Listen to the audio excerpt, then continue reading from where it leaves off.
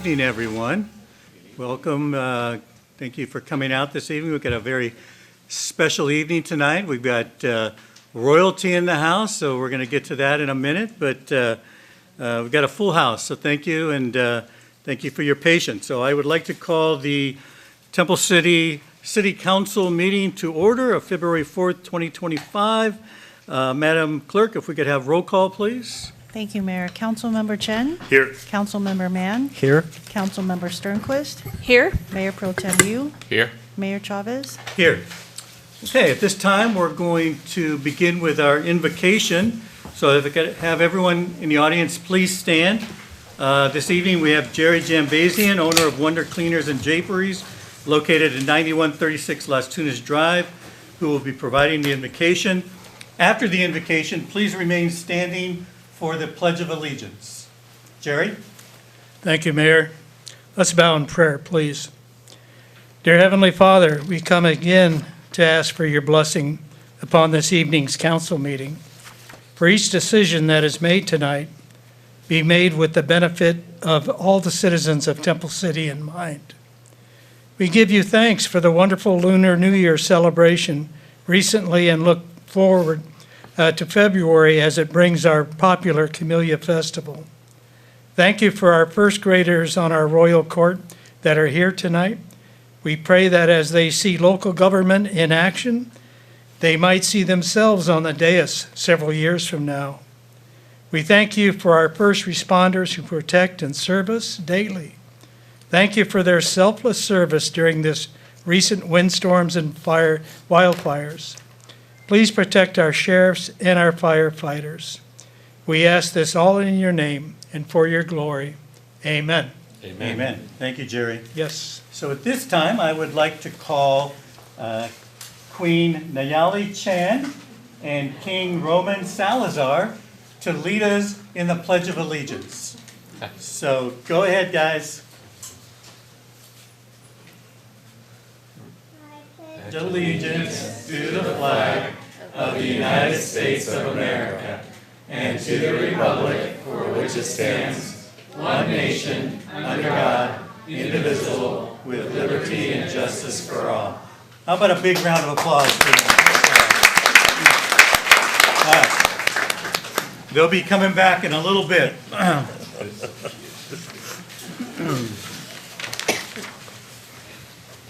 Okay. Well, as you may guess, we're going to start off this evening with the introduction of the Camellia Festival Royalty Court. It's funny that Jerry in his invocation mentioned the fact that maybe one day some of these youngsters might be up here on the dais, which would really be nice. I was general chairman in 2007, and my royal court have all graduated from college. And some have served on our youth committee and have served in other capacities. And so it's always nice to see these youngsters grow up and become responsible adults. And I'm sure one of these days, Jerry, that will come true, and we will see one of them up here. So that'd really be nice. So this year marks the 81st year for the Temple City Camellia Festival.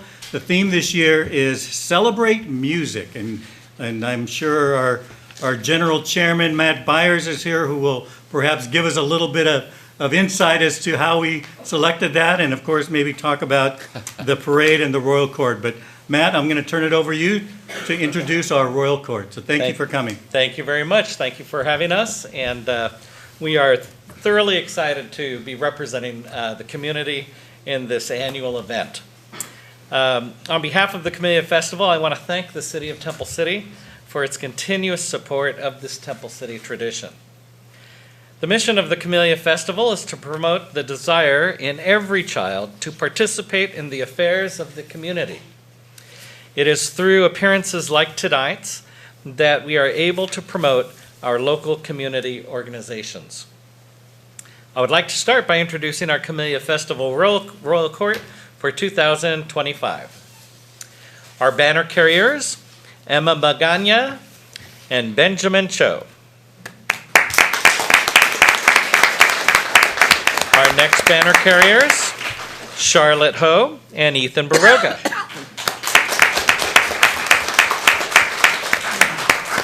Next, we have Princess Chelsea Chang and Prince Caius Rogers. They are followed by Princess Cassidy Peterson and Prince Maxwell Lee. And as you were introduced just a minute ago, this is Queen Nayeli Chan and King Roman Salazar.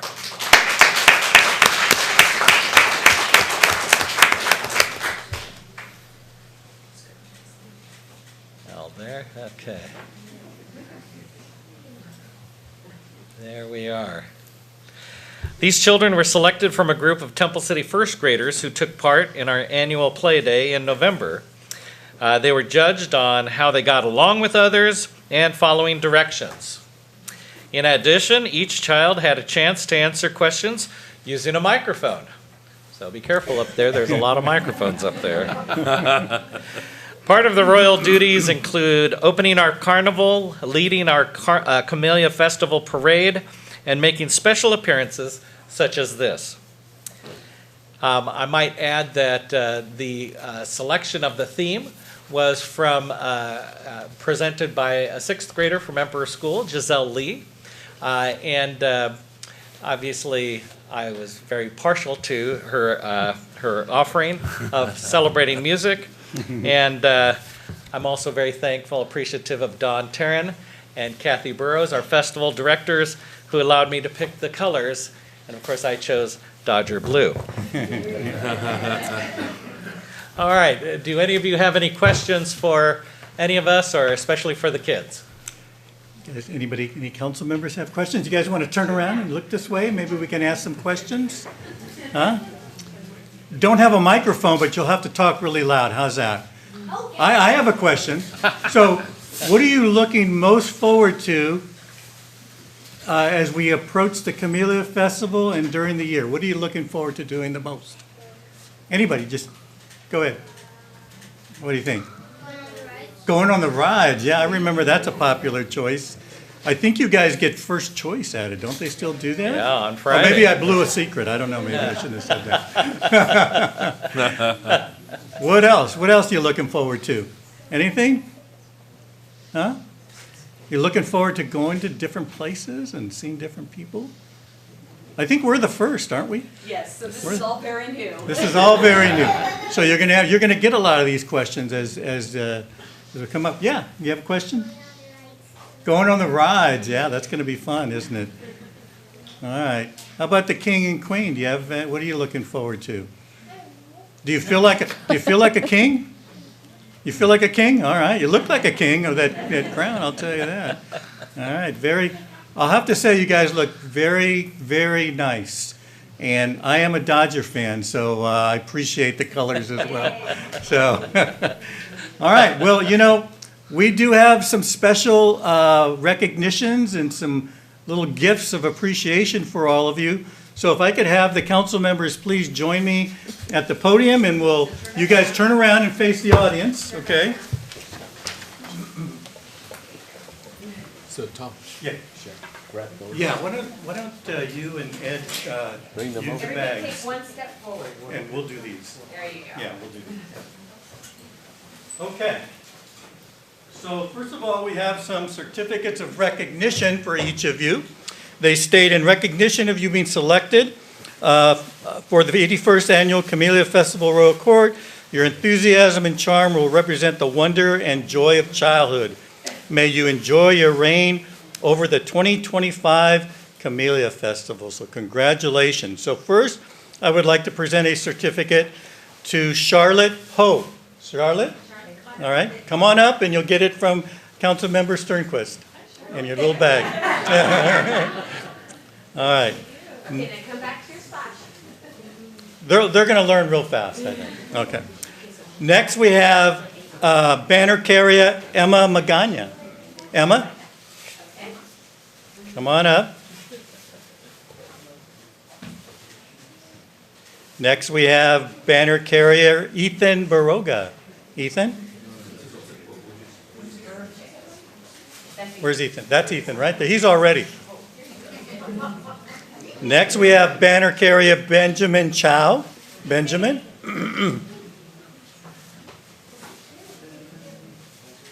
We have our Royal Court Princess, Chelsea Chang. Chelsea. Our Royal Court Princess, Cassidy Peterson. Cassidy, congratulations. Our Royal Court Prince, is it Caius? Caius Rogers, Caius. There you go. And then, of course, our Prince Maxwell Lee. Maxwell, come on up. There you go. And of course, our Queen and King, we have Queen Nayeli Chan. Nayeli, come on up. Those are beautiful bouquets you have there. And then, of course, our King Roman Salazar. Congratulations to all of you. How about a big round of applause for the kids? Thank you so much. Really appreciate it. All right, come on over here, get in a picture, Matt. Okay, so you guys face Jerry. You're going to get used to this when you have to face Jerry. All right, back up just 1 second, you guys. Don't work on your backs. Don't work on your backs. Back up just a little bit more. Come on. Come on, Kathy. If I was a picture, you guys take a picture. Everybody. All right. Okay, are we good there? Perfect. Okay. Okay, everybody looking over here? Okay, all right. Everybody smile.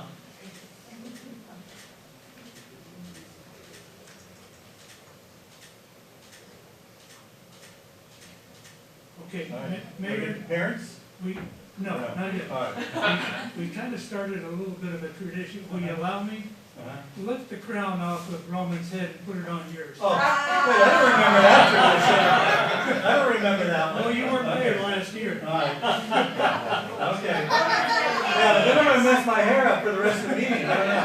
Okay, here we go. Is that okay?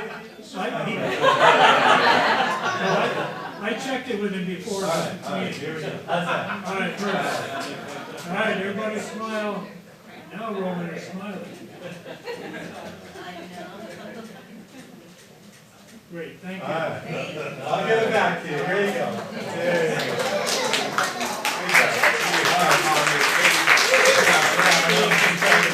Okay, wait. No, you guys, right? You want to do the parents? Oh, you can? Why don't we have the parents who are here, if you could come on up and stand behind your kids Okay. and we'll get another picture. One more picture. Leave your bags down. One more picture. Moms and dads is coming up. Yeah, right, yeah. All right, you guys come on in behind. All right.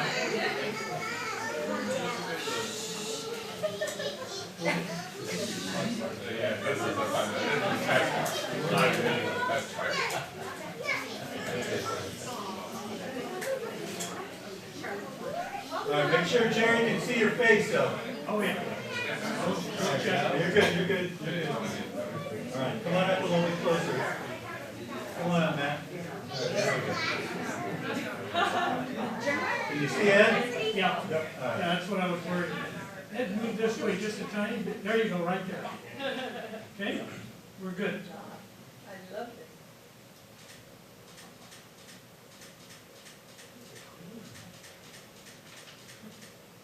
Hang on just a second.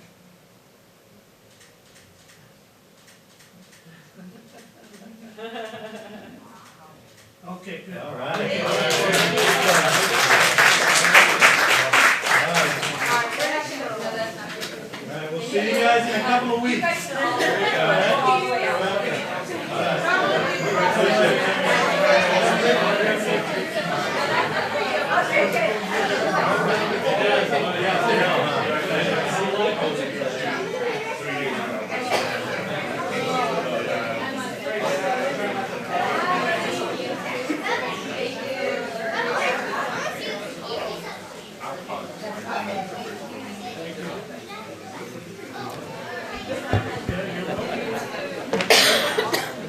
Okay, now, all of you are very welcome to stay, but I know it's a school night, and it's probably past your bedtimes or getting close, so It's real late. we won't be offended by your leaving. We'll just give them a few minutes.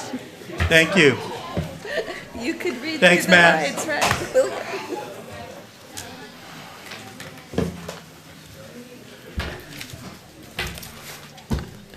you?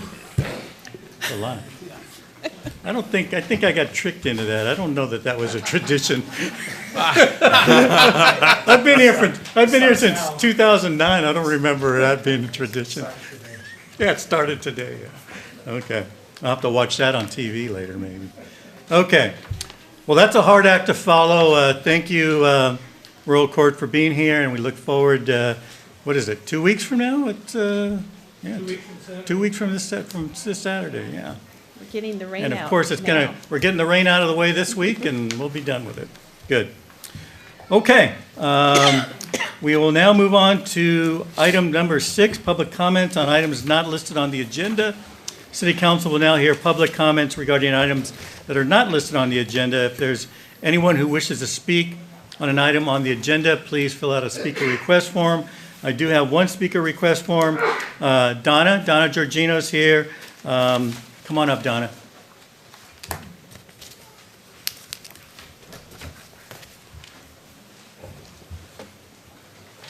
Good evening. Good evening. I'm Donna Georgino, and I'm here tonight representing the Historical Society of Temple City. And I have some exciting news. After almost 2 years, Images of America, Temple City is now available. Yeah, there you go. Oh, great. This pictorial book highlights the last, or chronicles the last 100 years of Temple City, and it includes chapters about the workmen and temple families, the history of Temple City schools, the history of the Camellia Festival, which is in its 81st year.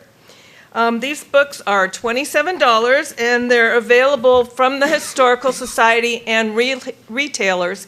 But I would suggest that you buy them from the Historical Society because we need the money and Jeff Bezos does not.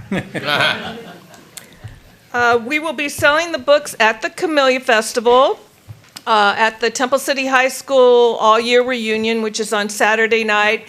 And Sunday, the Historical Society is going to be hosting a bingo in the beer garden, and we'll have them there also. And we'll have them at the museum whenever the museum is open, which, by the way, we're going to be open special hours for the Camellia Festival, Saturday from 2 to 4. Great. And in addition to that, we're going to be doing a book launch on April 4th. And right now, we don't have a lot of details about it. We will have more information coming after the Camellia Festival. We're all kind of busy right now with that. But once we do have that information, we'll feel free to share it with all of you. So thank you very much. Well, thank you, Donna, and thank you for the fantastic job. We've been looking through this. It's an amazing book. I think all of you will find something that you can relate to in it. It starts off with a fantastic history of Walter Temple and his family. Of course, we were blessed to have Josette Temple here at a number of our meetings and events. And as you know, there's a bust of Walter Temple right outside at the park here. And there's a photo of Josette and the artist Vic Rousseau on the first page. I think Matt's left already, but he has to check it out on page 38. Did you get? Oh, there you are. There's a picture of a baseball team. Apparently, I didn't know this. There was a field on the southeast corner of Roland Avenue and Main Street with covered bleachers and a snack bar, where crowds regularly gathered to watch the local team, the Merchants. Wow, that's something I didn't know. That's amazing. Temple Merchants. So the temple meant the Merchants. So you did a fantastic job. Thank you. I'm going to have to get you to autograph my copy at Sure, some point. sure. So, and by the way, for the council members, our photo is on the back page. So we weren't forgotten. Unfortunately, Ed isn't Ed it because wasn't on he was council. on We'll the have to somehow- council. Yeah, at the time. We'll have to paste a photo of you in there somehow, okay, and get it up to date. But and of course, how appropriate tonight to announce this, that we have a picture of the Temple City Camellia Festival right on the front the page. cover. So obviously, it's a big part of our team, our history. For people so. who aren't familiar with Temple City's history, one of the things that I learned is Walter Temple and William Workman were very instrumental in not just establishing Temple City, but Southern California in general. That's why there's a Temple Street Oh, yes. in downtown LA, and you have Workman Street, you have Roland Heights. They're all connected to Temple City. So there's a lot of really interesting. Baldwin Avenue? Baldwin, yeah, it's a lot of interesting information that applies to all of Southern California. And Dawn whispered in my ear just a minute ago to remind everybody that the museum will be open this Sunday from 11 to 2 also, our Good. regular scheduled time. Good. So- And one of the little-known facts is that there is the museum, which is actually in the City of Industry, which is where Walter Temple actually lived. His home has been redone. It's a beautiful piece of property, and I would certainly recommend it to anybody who has not gone to visit it. There's a lot of history, both on the Temple family and the Workman families as well, with photos. They've done a great job over there as well. And of course, our own museum, which has done a fantastic job in putting together a lot of artifacts and things that deal with Temple City. And of course, I'm looking through this, Bob Hitchcock, we all know, we remember Bob Hitchcock, right, Matt? Who ran head football coach at Temple City High when Temple City High was actually a powerhouse in football. But there's a lot of great pictures in here, and so thank you for putting that together. It's an amazing book. So Well, thank you. appreciate Enjoy. it. Thank you, we will. Thank you. Thank you so much. Okay, anyone else wish to make a public comment at this time? If not, I will close public comment. We will now move on to the consent calendar. All consent calendar items may be approved in a single motion as recommended, unless removed for further discussion. Do we have anyone? No, Mayor, I move to approve the consent calendar. Okay, we have a motion. Do we have a second. Second? We have a motion and a second. Anyone opposed? If not, Madam Clerk, if you could take roll call, please. Councilmember Chen? Yes. Councilmember Mann? Yes. Councilmember Sternquist? Yes. Mayor Pro Tem Yu? Yes. Mayor Chavez? Yes. Okay, thank you very much. We will now move on to item 8, a public hearing. There is none. Unfinished business, there is none.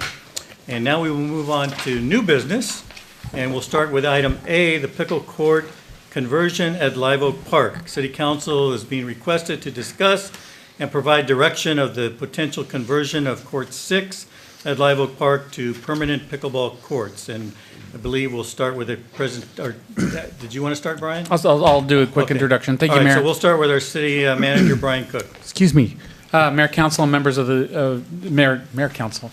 Can you call me King Mayor or King Chavez tonight? No? Am I ordered to do that, Yeah, sir? yeah, I don't know. Okay, if I'm ordered, I guess I can, but. That's okay. Mayor Chavez and members of the council, before you tonight is some follow-up from discussions with both the Parks and Recreation Commission and a trial basis of using one of the additional courts along with the permanent courts for pickleball use. Mr. Matsumoto will go over some of the observations that have been made over the last few months with the trial period and some thoughts in terms of any future use. And I know there's some members of the audience here who are here to vocalize their thoughts in terms of what decisions they'd like to see you make. With that, I'll turn it over to Mr. Matsumoto. Thank you. Thank you, Mr. Matsumoto. Go ahead. Thank you. Thank you, City Manager Cook, and good evening, Mayor Chavez and council members. So tonight, before you guys, Mr. Cook had mentioned, we have an overview of the pickleball court use during the pilot program at Court 6 at Live Oak Park. Just a little bit of background. So back in March of last year, we did a full conversion of Court 7 at Live Oak Park to 4 pickleball courts, and those are permanent courts as seen in the photo. Since that opening in March of 2024, we had received some feedback from the users of the courts, and specifically the pickleball courts. Some of those comments we were able to be responsive to in order to make the facility more useful for pickleball use. So There was a request for pickleball paddle holders, and those were installed last year, as well as a new entry gate, which makes it more accessible from the waiting area to Court 7, where the pickleball courts are located. So a new gate was installed facing Gracewood Avenue. We were also able to add some new temporary seating benches. We actually, reallocated the benches from Las Tunas to be able to use over there as additional seating in that waiting area for pickleball play. We have I believe also, those are in the grass area, correct? they are in the grass waiting area facing the Court 7, the 4 pickleball courts that are currently permanent courts. Are you planning something else since you said they were temporary? They are temporary. We are looking at bleacher options. I think that's one of the things we'll navigate, depending upon the course of the discussions as to what type of seating would best serve the use of that location. Additionally, there were requests for more pickleball courts, requests for lighting of the courts, and we saw some general increase in parking impacts from the addition of 4 courts initially, but those impacts didn't result in any type of significant complaints from the community or other users of the park at Live Oak Park. So with that feedback, we did bring back the item to further discuss with our Parks and Recreation Commission. So August of last year, we did review some of the comments and the feedback that we had received up until that point. The commission did consider the comments and from the community. We had various members of both pickleball and tennis speak at that commission meeting. Some were in support of looking at exploring and adding more pickleball courts. Some of the tennis comments were that they thought there was enough use with 4 pickleball courts and to maintain the current layout. After discussion, the commission did recommend piloting a program on Court 6 for 4 additional pickleball courts. Can I interrupt you one Yes. minute? Can you give us a sense of, I think you briefly mentioned the comments obviously in favor. What in general were the comments not in favor? And did it turn into like tennis people versus pickleball people, or were there other maybe non-pickleball or non-tennis people there to speak? So I think at that meeting, it was representatives for both pickleball, tennis, and some were actually in support of both. A lot of times there's crossover. People play both of the sports, or they've transitioned from one sport to the other. So I would say at that meeting, it was generally split, where you had a contingent of comments where they utilized the tennis courts, the tennis users, and they didn't want any additional loss of courts. And their suggestion, which I think was echoed by the pickleball users, was, well, is there a way to just add courts as opposed to convert courts? And unfortunately at Live Oak Park, we just don't. We did a review and took a look at the facility and the site, and there really isn't an ideal location to add courts. There is that open grass area that's right next to Court 7. It's not large enough to house a full tennis court, and even with pickleball courts, there's impacts of existing, mature trees. We have our water main in that area as well, and that's not quite ideal. And then when you're talking about pickleball use, you want that all grouped together because it's a very social, communal game. So if you allocate a different area of Live Oak Park to pickleball use, then you're splitting those groups up into different locations, and it's not an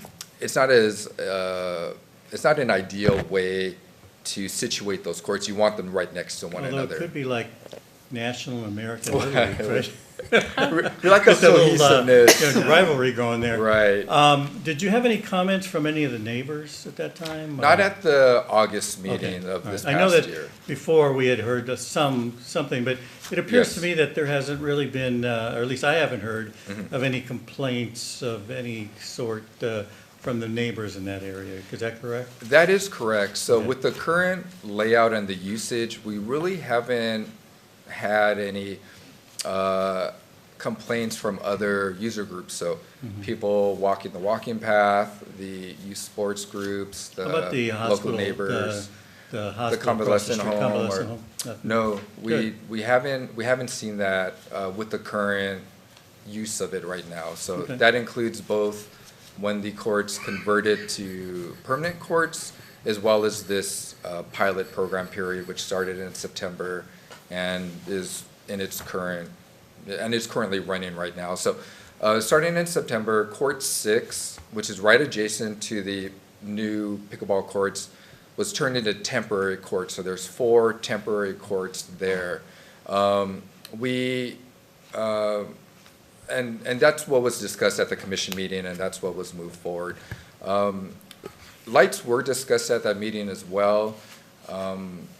Lights, I think, would require, if it's something the desire of the council to explore further, just more analysis and review of lights, because that does change the time frame of use, and that could result in more community impacts because of play that's happening at a later time of the day and evening. And those lights would accommodate both the pickleball courts and the tennis courts that are currently there. It would- Because if I believe, only half of the tennis courts have lights, the other half do not. Correct. So, and we'll take a look. I have some photos that illustrate the layout.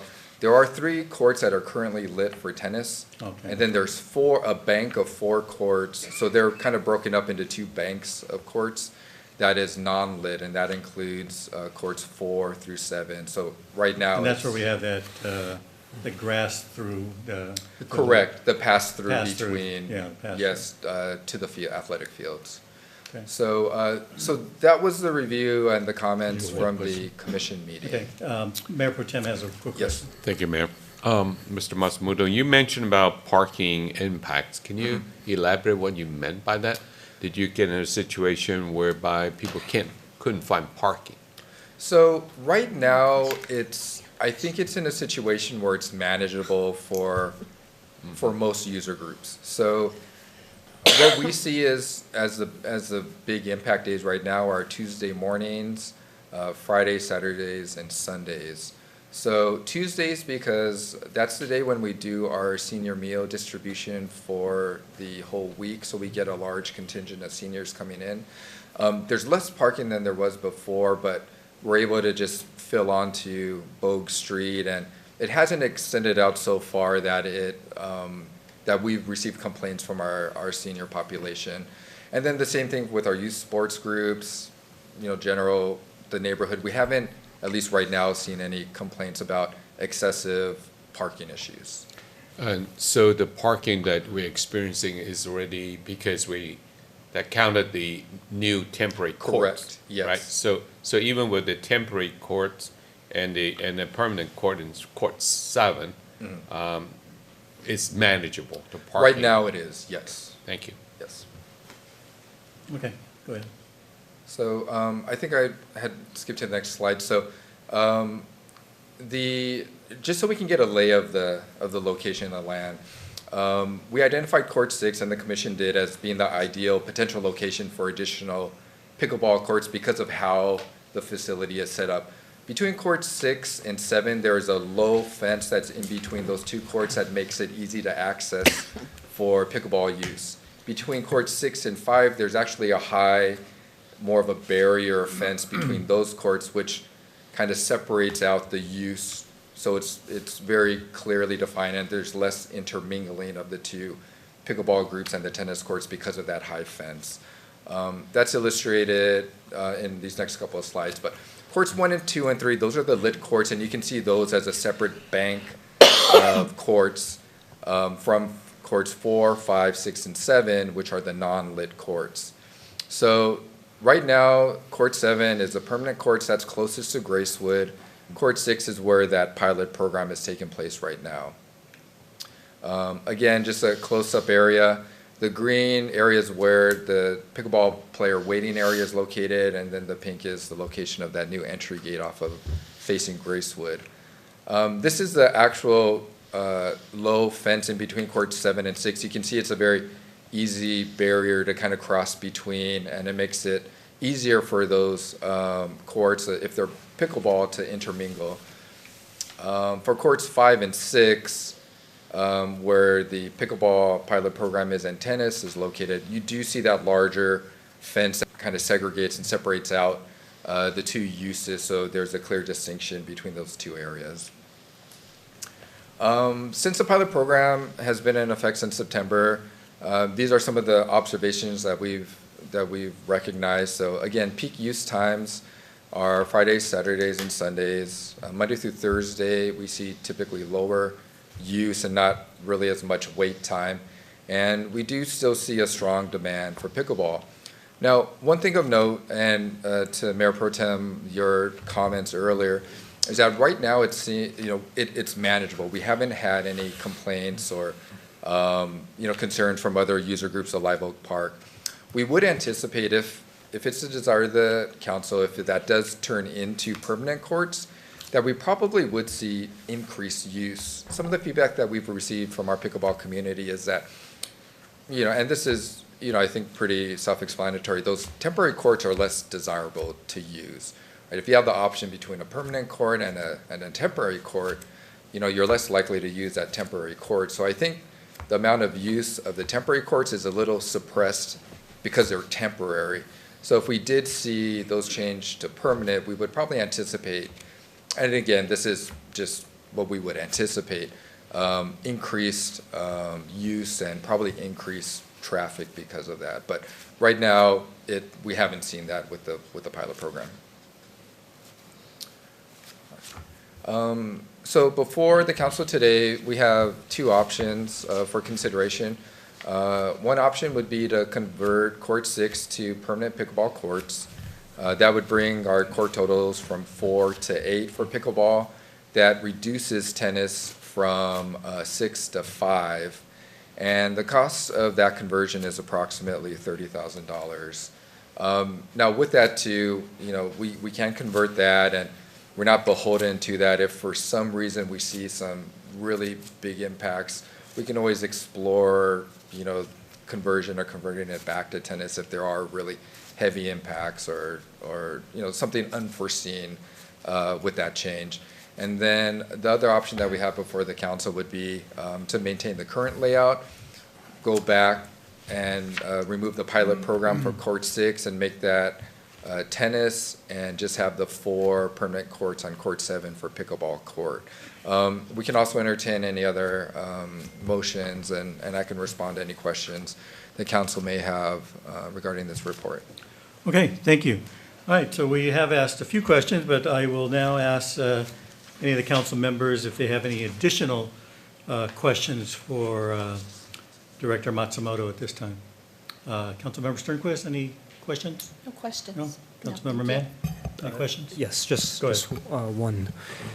For the tennis courts that are currently lit, what are the hours allowed for the use of those courts? So those courts are generally open by about 6:30, 7 o'clock a.m., and they close at 10 o'clock p.m. 10 p.m.? 10 p.m. So in theory, if lighting was added, they would operate the same number of hours?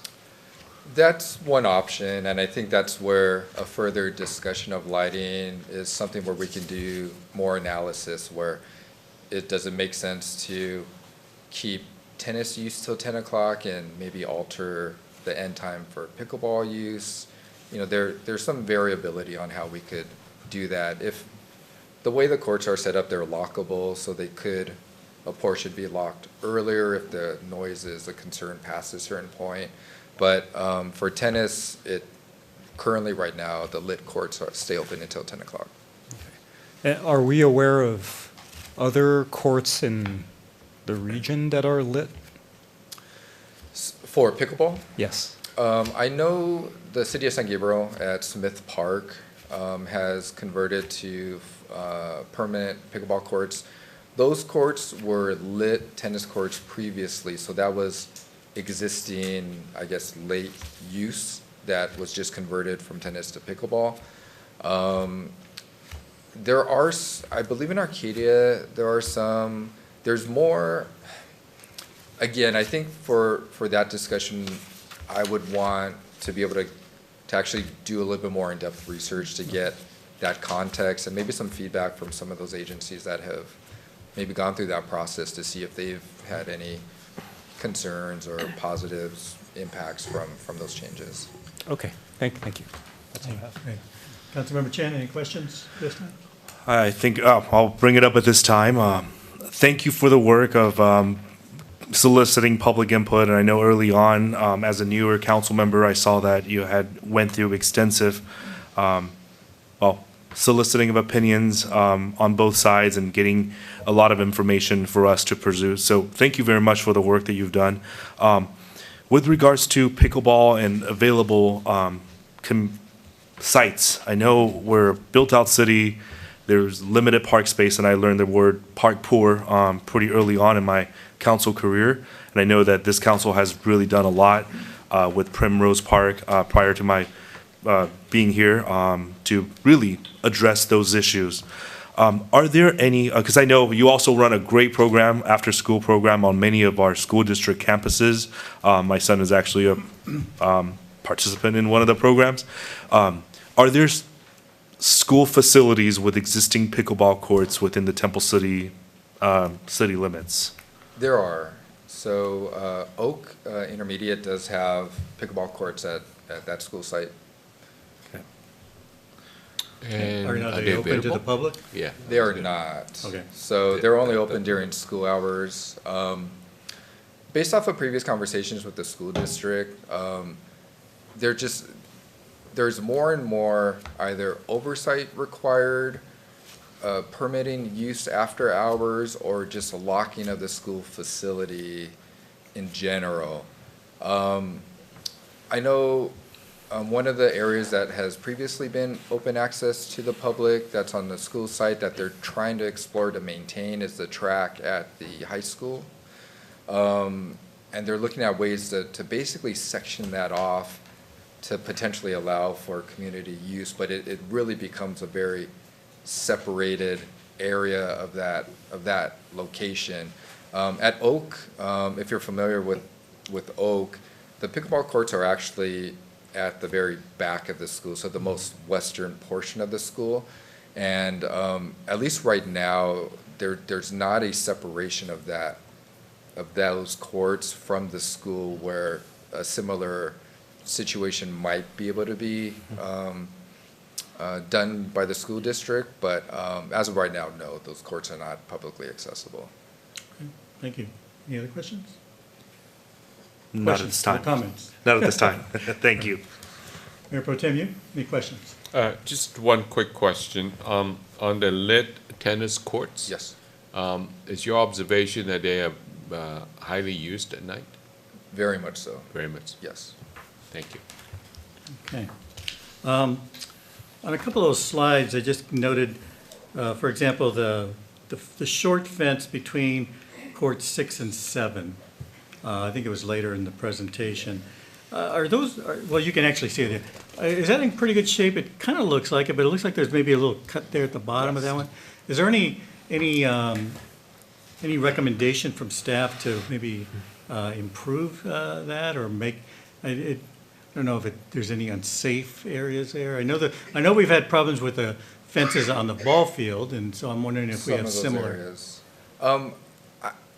Right now, if we do, I think it would be a next step if we do take a look at just the general facility in and of itself, and that might potentially tie in if That'd be for if another there's a day. light Okay. discussion. Because I know we have a but fence down on the tennis courts right now. we currently do, and thank you for bringing that up. We have 2 of 3 bids that we're seeking for that. We do know that, in talking to the vendors, they should be able to mobilize without an extended amount of downtime, and then the repair timeframe is 2 days. So it is something we're actively working on, repairing that fence. So Is that having an impact on the use of those courts? Yes. So it which is. courts are actually closed right now? So because they're banked all together, courts 1, 2, and 3, we've actually closed them off Oh, completely. all of them? We have. So the in only interim. tennis courts available right now would be tennis Four- courts 4 4 and 5. Yes, currently right now. Well, 4 and 5, yeah, because we have Yes. 6 and 7 being used for Yeah. pickleball. But we anticipate getting that back up and running within a few weeks. Okay. All So. right. Do you have any sense of actually who's using the pickleball courts? Are they primarily Temple City residents, or are they people from neighboring communities? Because I know in the past, we've had issues with tennis, and there seemed to be a disagreement, or there was we were asked years ago to take a look at, the fact that, well, these are Temple City courts, we would prefer that Temple residents have the use of those. Right, I mean, right. do you have any sense of what's going on with the pickleball courts? So we haven't actually done any resident surveying of the pickleball use. And of course, there's no requirement or anything There like isn't, that. and really we wouldn't be able to because we've had other non-city funding sources, be a part of improvements of the facility itself. So we wouldn't even be able to potentially do that. But I would say a good portion of them are either users are residents or just within the local community. And maybe this might be a better question for, maybe I know some people in the audience. Is there currently a pickleball club in Temple City? I think, yes, there's I wouldn't call it informal because it's a little bit more developed than that. But we do have, it's one of our morning groups that does. It's kind of a club. Sure, Okay. yes. Yeah, I think that would be a good characterization. Our group that gets Sure. together. Mhm. Okay. And what is the time frame that you would anticipate to convert Court 6 into the permanent pickleball? So it would be quicker than the previous timeframe because we already have that preferred vendor that we had Okay. gotten our quotes from. Do you have any So, estimate on what that would be? We haven't engaged with that vendor to see what their work schedule looks like. So it would be dependent upon how many projects they have or don't have for when they would be able to come out on site. So, but once they are able to come out on site, it was, I believe, just about a week and a half of work to actually okay. convert it. So once they start, it's about a week to 2 weeks to finish? Correct. Okay, all right. Yes, One go ahead. follow-up. Go ahead, question. Thank you, Mayor. Just a quick follow-up question on court lighting. In your staff report, you were mentioning to add lights for courts 4 to 7 is $300,000 to $400,000. When you were getting that estimate, did you look at if there's enough power to even do that? Has that included? Because typically that's a problem. There's not enough power when you want to add lighting. Absolutely. More than just lighting standards and wires.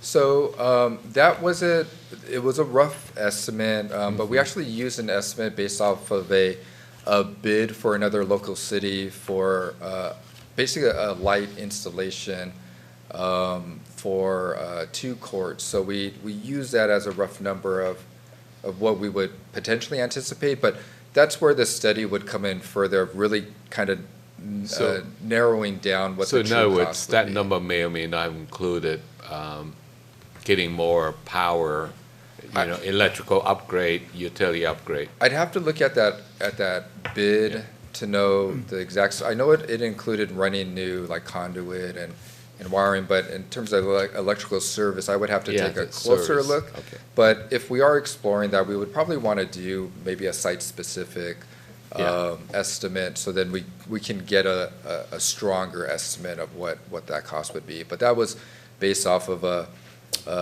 publicly bid project for another local agency in Southern California. Okay. Thank you. All right, if there are no more questions, I'm going to open public comment. I do have a couple of speaker request forms, and anybody who would wish to speak, please make sure you fill out a speaker request form before you come up. They are located in the back of the room, and I think our clerk has them up here in the front as well. So I have a speaker request form from Mr. Ron Brown. Is Mr. Brown still here? Come on up.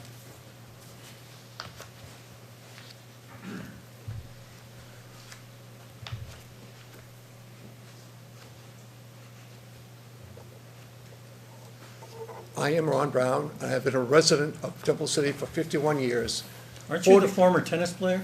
Yeah, I was just. Yeah, that's what I thought. Yeah. Okay. I recognize I you. played tennis for 40 years here, and I had a cardiac arrest and a stroke, Yeah. which limited my ability to play that. So I switched over to pickleball. Okay. It's been the greatest joy of my life. Good. And First of all, I would like to thank Adam and his staff for all the assistance and the help they've given us. We really appreciate it. It's made a big difference for us. Second of all, pickleball is a community thing for us. We're a family. We have socials, we have birthday parties, and it's just a time for us to get to know each other. And people can be only 10, 11, or 12. Played a lady today was 75. We invite everybody over. We have people from Temple City who've never played walking up and saying, "Oh, what a great game." We say, "We have a paddle ball. If you'd like to try it, come on out." You don't see that in tennis because they have their own little groups. We don't. We rotate probably every 20 minutes, go off the court, wait a turn to go back on again. But I do strongly recommend we make the second court permanent. People don't really want to play on it when they're played on the permanent courts. There is a difference, and they love it, and they want to just play there. And I think we can get more people from Temple City and Seoul to come and play on that court. But it is such a family, and I've met so many nice people. It's just such a friendly culture, and I highly recommend to go ahead and put a second permanent court on there. Okay, thank you, Mr. Brown. Thank you. Appreciate it. Okay, next we have a speaker request from Emilio. You didn't list your last name, but I don't mean to be rude, but if you don't mind me calling you Emilio, just come on up.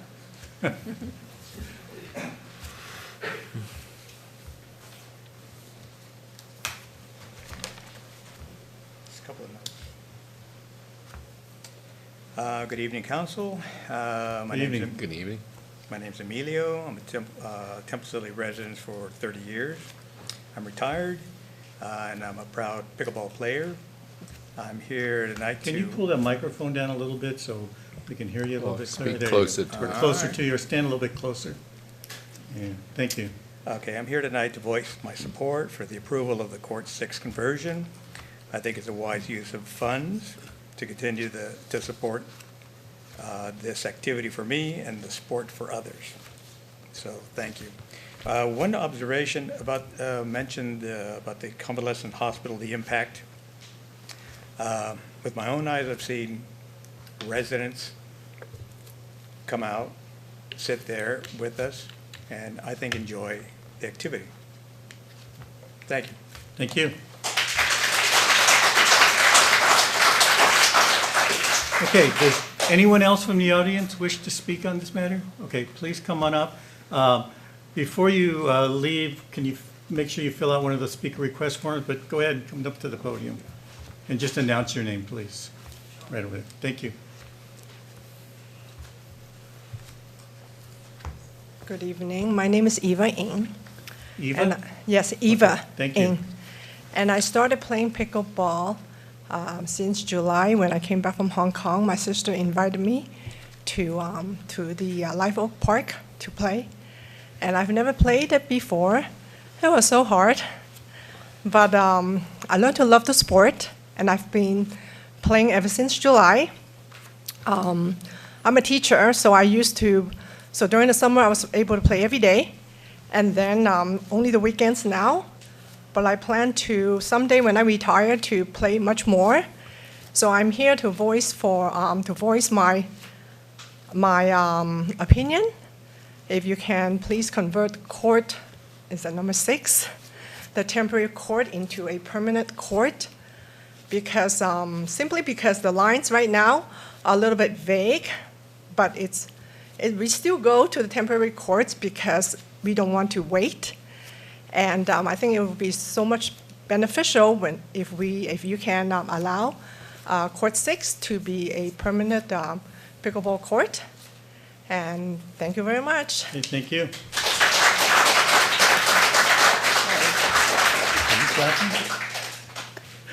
I just got caught up. No pickleball courts in Hong Kong? No? I'm not sure. Oh, okay. All right. Okay. All right, anyone else wish to come up and speak at this time? Okay. then I will go ahead and close public comments. This is the time for any council final questions or comments. Why don't we start to my left with Councilmember Chen. Well, it's really amazing and beautiful to see so many people coming out in the rain to participate in this process. I think staff were doing such a great job soliciting input and finding all of this. I asked the question because the earlier question regarding the available school facilities is because I know that we have existing joint use agreement with the school district. My son's also involved in basketball, and they're mostly on Saturdays, and I know there are Parks and Rec staff on school sites for that.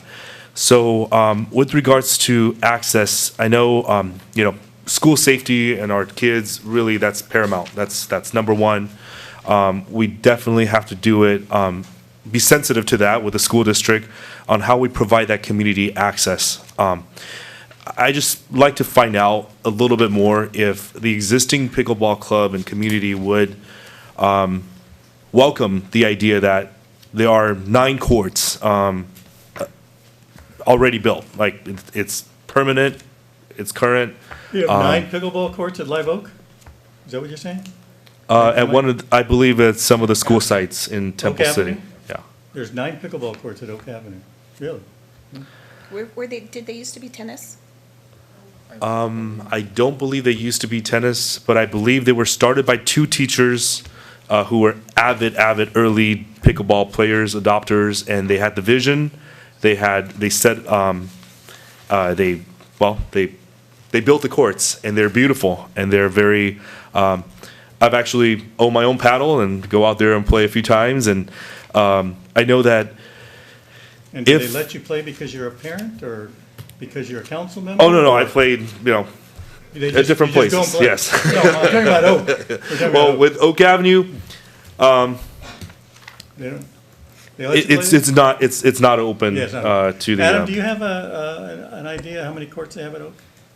Or you got up there, I thought maybe you would. Yeah, based off of the overhead, Uh-huh. it looks like there's 9 courts. 9, wow. Yeah. Interesting.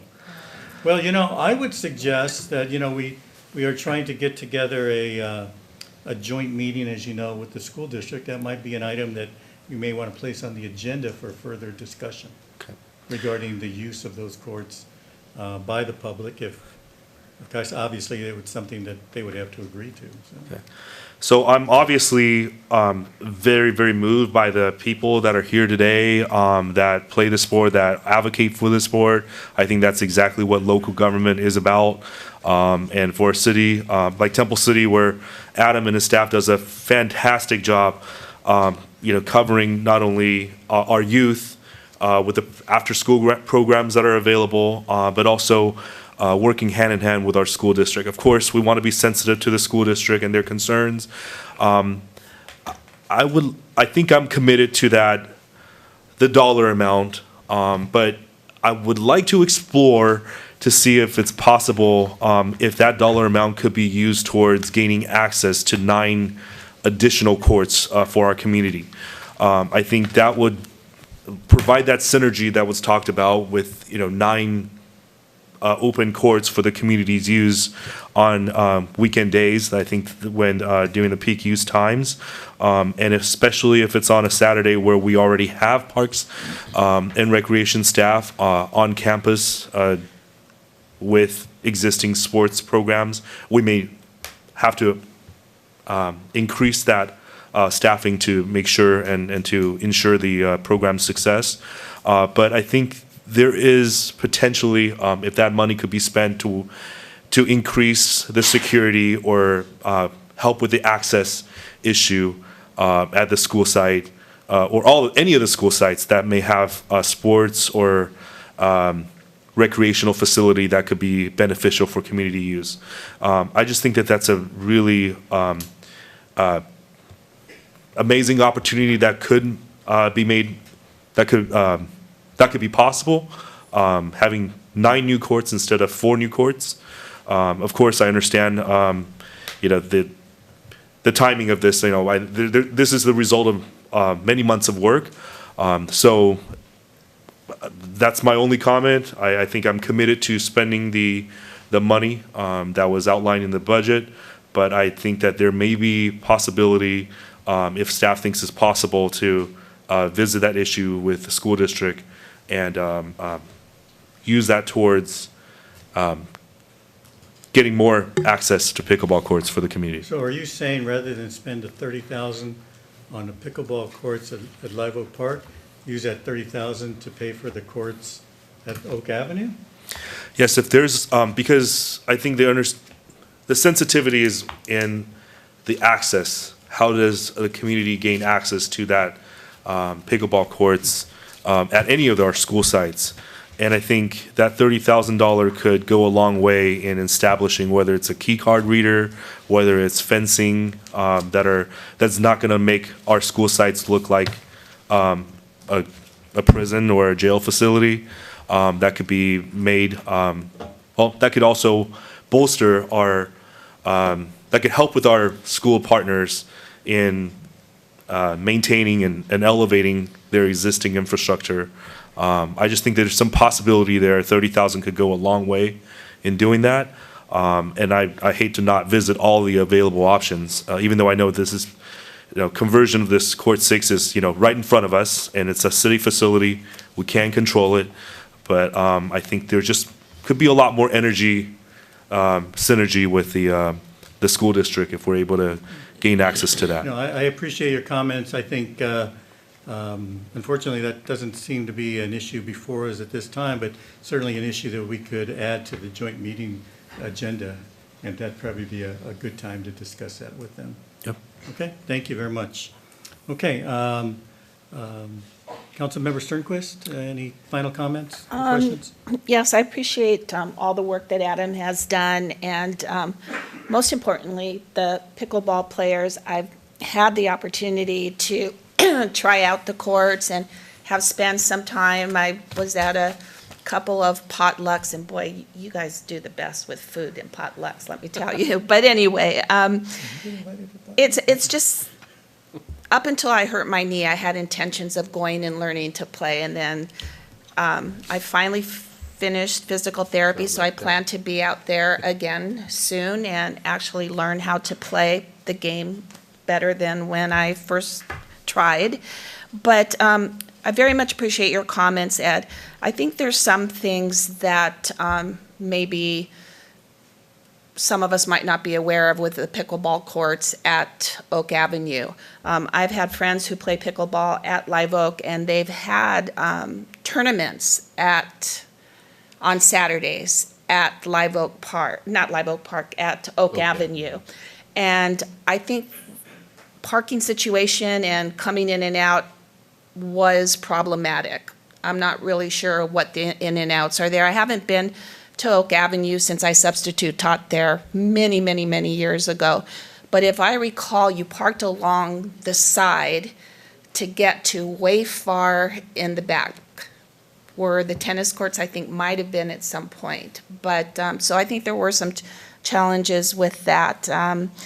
But as far as using it as an alternative for not approving this, there's something very special about having the pickleball players at Live Oak Park. And I think the enhancements that we're going to have with the new playground are going to even have, more people maybe take an interest in using the new playground and the new pickleball courts.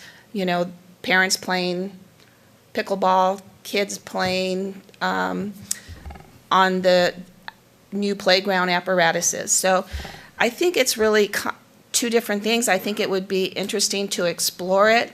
I don't think that $30,000 is a very significant amount of money to spend on something that seems so valuable to the community and so heavily used. I think that's why we're at this place now where we've come to look to see, should we or should we not extend onto the other court.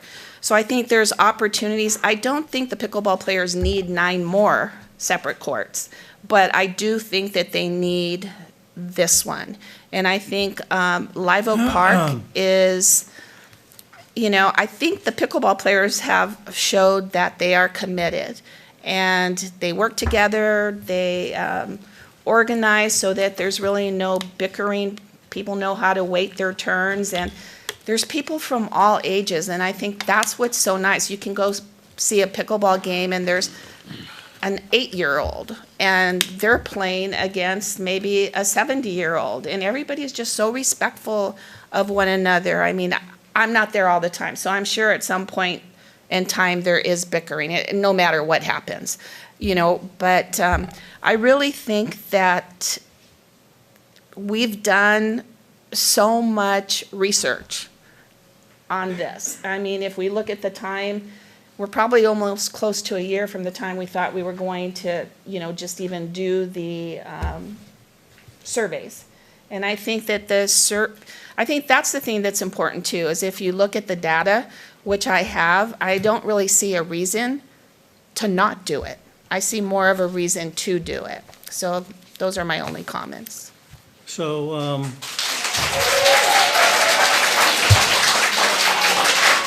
okay, so, maybe, just so wait a minute. maybe. So let me get this straight. So after you speak, everyone claps. When they spoke, you clapped. You're getting invitations to potluck. I haven't gotten any of those. What's the deal? Maybe I should be wearing the crown. There's 5 of us up here, you guys. Okay. So. You're the All king. Right. Thanks. Thank But, you. All right. No. that's it. Well said. Thank you. All right. Councilmember Mann, your turn. Yes, thank you. Actually, I can't believe it's been a year since or almost a year, since we've converted Court 7. And I still remember, I think the potluck you're referring to, at least the one I experienced, was when we did the sort of that grand opening. A couple years ago now. I think that might have been 2 years ago. How long has the court's been open? Less than a year. Less than a year. Wow. March of last year. Yeah, it was March of March of last year. Seems like the surveys have been going on for a year, though. But that was fun. But that was fun, and it really showed for us. I'll speak for myself. For me, the social and community aspect that many of you have described. So that very much is at play, and I think to Councilmember Sternquist's comment about the location being at Live Oak Park, I think it's going to have a different type of energy than if you were at Oak, at the school. However, that's not to say that I don't support the idea of exploring that possibility, because as Councilmember Chen mentioned, if there are more opportunities, who's to say that there wouldn't be use there as well, right? Because we talk about being park poor. Not everyone lives close to Live Oak Park. What if you live closer to Oak and you wanted to take on pickleball, and that happened to be available? I think the more options our community has, the better off we are. For pickleball, I will say it seems like a relatively easy sport for anyone to just get introduced to. I think that's what I appreciate. It's very inclusive. My son is learning tennis right now, and I've played tennis before, and I think there's a different learning curve to get to a certain point before you can start playing, doubles in tennis versus just getting on a pickleball court and just start swinging, right?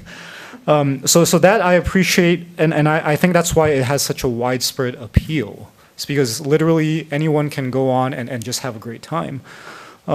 So for the matter before us, I am supportive of the conversion, given a lot of the observations that staff has talked about. There definitely is a demand.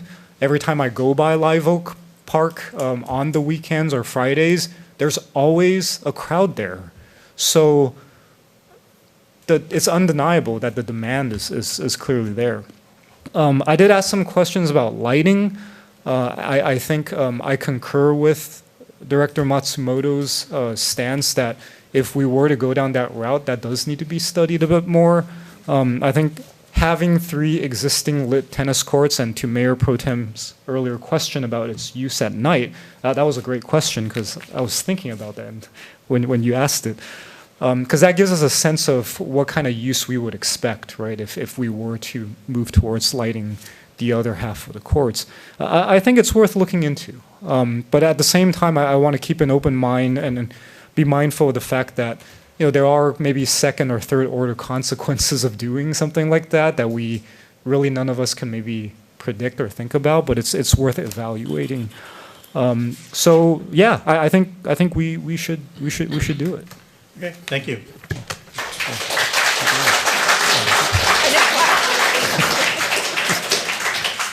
I think they like you too. It's just that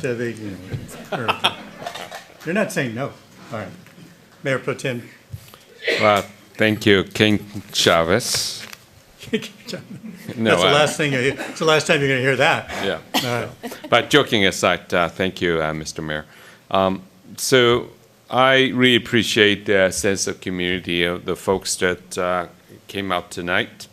And I also want to thank Mr. Matsumoto and your staff and also the commission, the Park and Rec Commission, recommending a more of a step-by-step approach to this new phenomenon called pickleball, right? And it seems like so appealing, and I really appreciate the sense of community here. I think it's really not so much tennis versus pickleball. I think it's we as city officials, our duty is to serve our community, to provide you with a place that everybody can enjoy. So I wish there's more land, but as Mr. Matsumoto pointed out, we're a landlocked city, we're a well-developed city, so we have to kind of pick and choose as to where we should go. But I appreciate the step-by-step approach by first starting with the permanent court and now with the temporary court. And we tested things out. We don't have any complaints. Parking is manageable. So I don't see any reason why we should not go for it. The cost is not that high. But I do appreciate Mr. Councilmember Chan's comment. I think what that really pointed out to is really, I think we as a city should explore in future meetings with the schools district, any kind of joint use. Because most schools are closed at night, you know, for security and maintenance reasons. So it's more than just using the pickleball court. It could be using the tracks, could be using the basketball court. It's a much bigger question that we need to address. But like the mayor pointed out, that's not really before us tonight. But I think that we can certainly explore that. But what's before us is the approval of this conversion of Court 6 into pickleball court.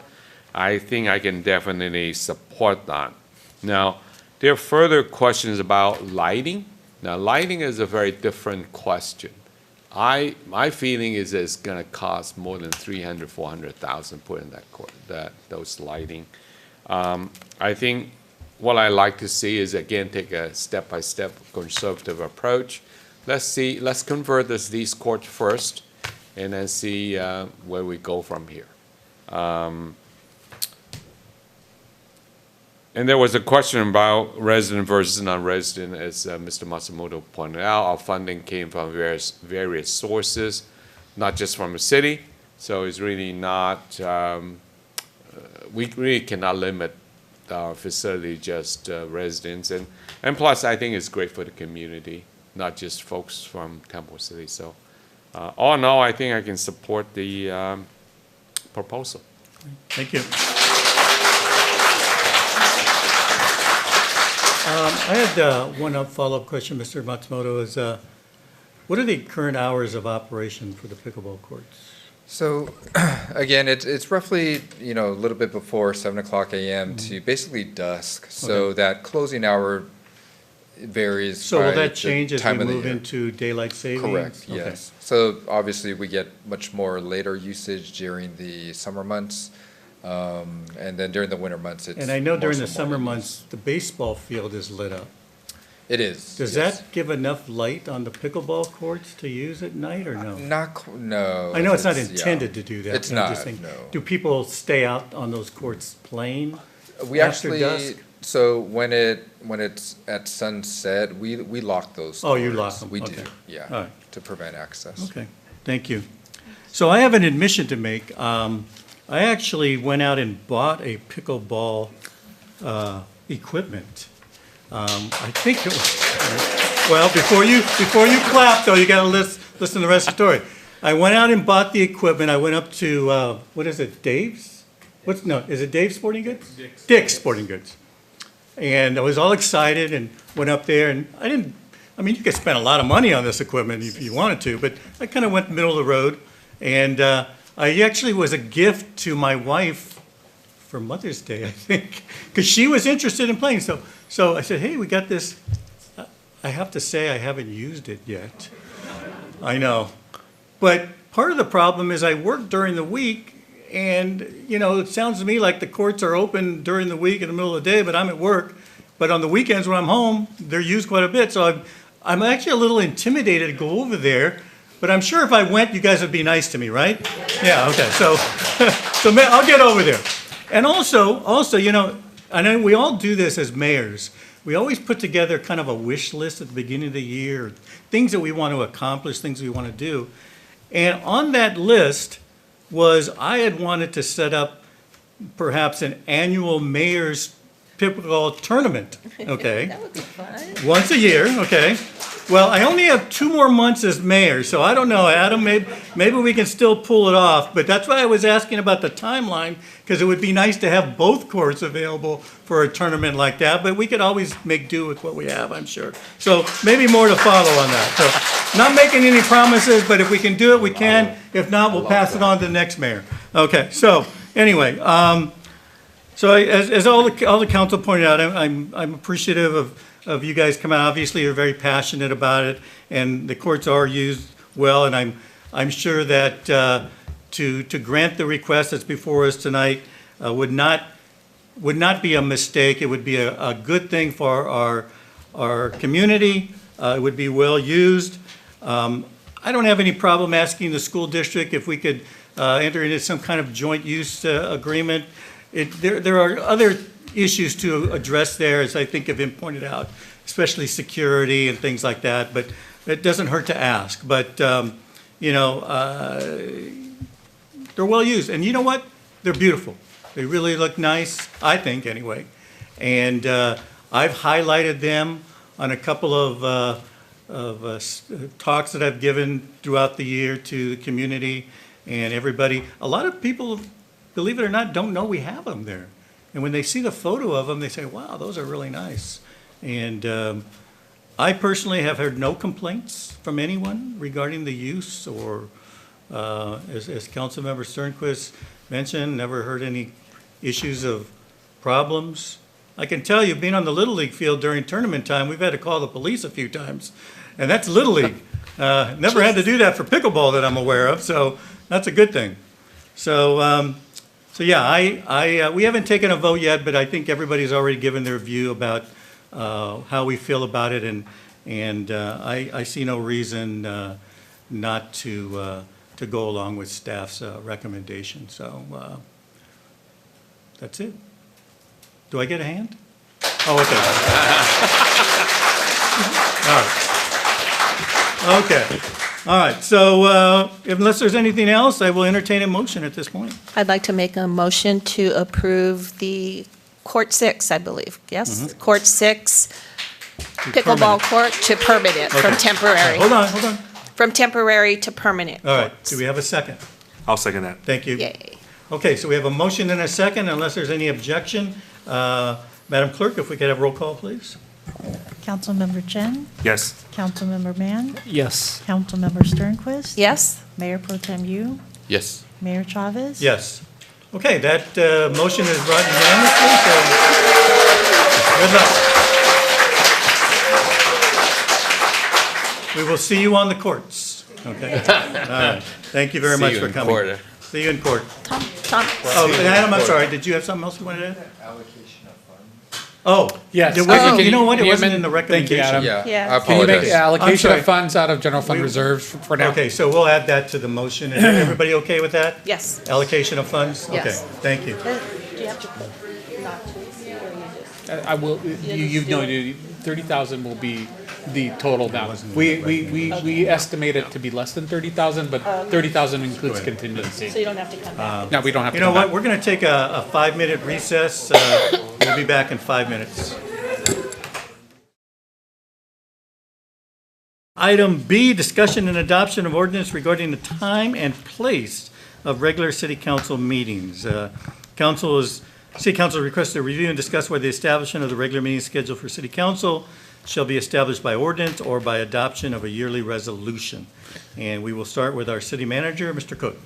Thank you, Mayor Chavez and members of the council. First, let me apologize. The council at their last meeting expressed interest in pursuing this, and we brought forward in the item to talk about introduction of an ordinance. That was not the intent. That shouldn't have been the intent of this meeting. The intent of this meeting was to get your further direction. So there is actually a time noted as well.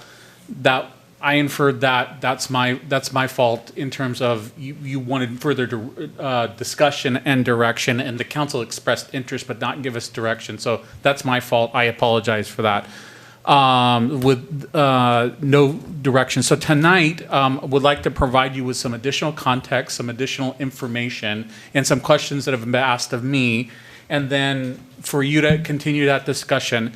My colleague will go through what are two mechanisms for future meetings where you can either introduce an ordinance or a resolution related to the change in the time of the meeting. Wait, so we're not establishing You by could. ordinance or resolution this issue tonight? You can, but I'm apologizing in the senses that there wasn't that express direction on the prior meeting. So what meeting are you talking The meeting. initial meeting? The initial meeting, yes. So if the council should decide, they can still go forward, right? You could still, I mean, you 'cause could still go the forward. Resolution still before us. and all Yes, that. exactly. The resolution is still before you, but I didn't want, if that was not meant to express any presumption about where the council was going or the direction of the council. That's, you still have the ability to give any direction you'd like, or change the time you like, not change the time if you don't want to. I didn't want to infer that, and that I was presuming that was where you were going, because that was not expressed in terms of direction from the council. Okay, well, So- I probably wish I had that 2 minutes back, but okay, I guess we're still on. I'll take 2 minutes back, and I'm Okay. going to give it to my colleague in just a moment. All right, who's your colleague? My Mr. Murphy. esteemed Okay. city But attorney let's for say Temple the City. council should decide we want it at 6:30. Yes. It's just, and then they can just substitute a time. Yes, in you the can absolutely ordinance, right? substitute a time in there, and or if you wanted it 6:45 or whatever the time may Okay. be. Not necessarily 7. You could do a different day. I think that would probably I would suggest that necessitating some more discussion, but I just didn't want this. I'm sorry if this seemed presumptuous on my part. That sort of reminds me of an offer of settlement I received from an insurance company the other day, where they offered X amount of dollars and 45 cents. 45 cents? And I'm going, 45 cents? What the heck is that? But yeah. No worries. All right. So a couple questions that have come up thus far is, how long have we had the 7:30 meeting time? Actually, the city, based on the legislative review that we've done, the ordinance was passed in 1965 to have the meeting at 7:30 and has not been amended since. And so as we've checked the legislative record, and there hasn't been a change. The other one is, what are other cities doing? If you want to pull up on the board real quick. Several cities go through different times. Alhambra starts at 6, has a special meeting at 5. Arcadia starts at 7, special meeting at 6. Duarte does different times, depending. And as staff, the one suggestion we would make, if you were to move up your meeting time and you were to have a short closed session, we could do that at 6:30. If you were to do a longer closed session, say something like labor negotiations or others, we would probably put it at the back of the meeting. Or in the past, maybe before you were here, because we haven't had that, in the past, we used to always have the closed session at the end of the meeting. Yes. Always. Then we went to kind of a hybrid where we had the closed session at the beginning, and if we didn't resolve it, we would recess and then continue it after the meeting. So we kind would- of break it up into two places. The city attorney and I would consult to see how long a closed session would be, and if it was a short one, okay, we could do a 15-minute one, do it at the front. If it's going to be something longer, I would say, for example, like labor negotiations, that could go in the back. So you see the other cities throughout, this is just a small sampling of our fellow cities in the San Gabriel Valley. Monrovia is at 7:30, Rosemead's at 7. Some others are at different times throughout the evening.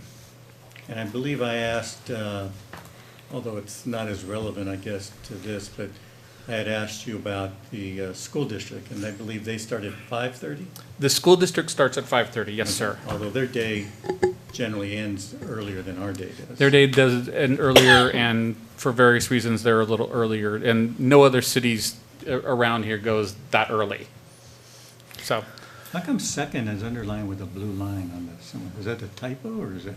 it just must have been the way it popped up in the screen. That's weird. So those were some of the, Hold on. One yes, second. Mayor Pro Tem. Question? Go ahead. Yeah, so this is, obviously what's before is for the city council. I believe one of the questions was brought up last time was, then what about other commissions?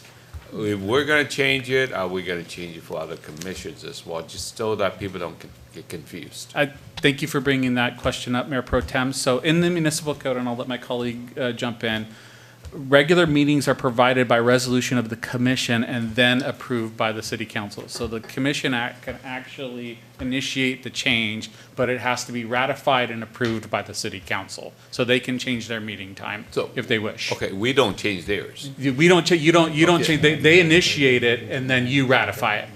So if you disagree with it, you don't ratify it and it stays where it is.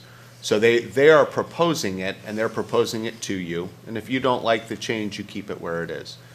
So in other words, let's say we, just for a minute, we said we change the 7th. We cannot pass a resolution, make them change.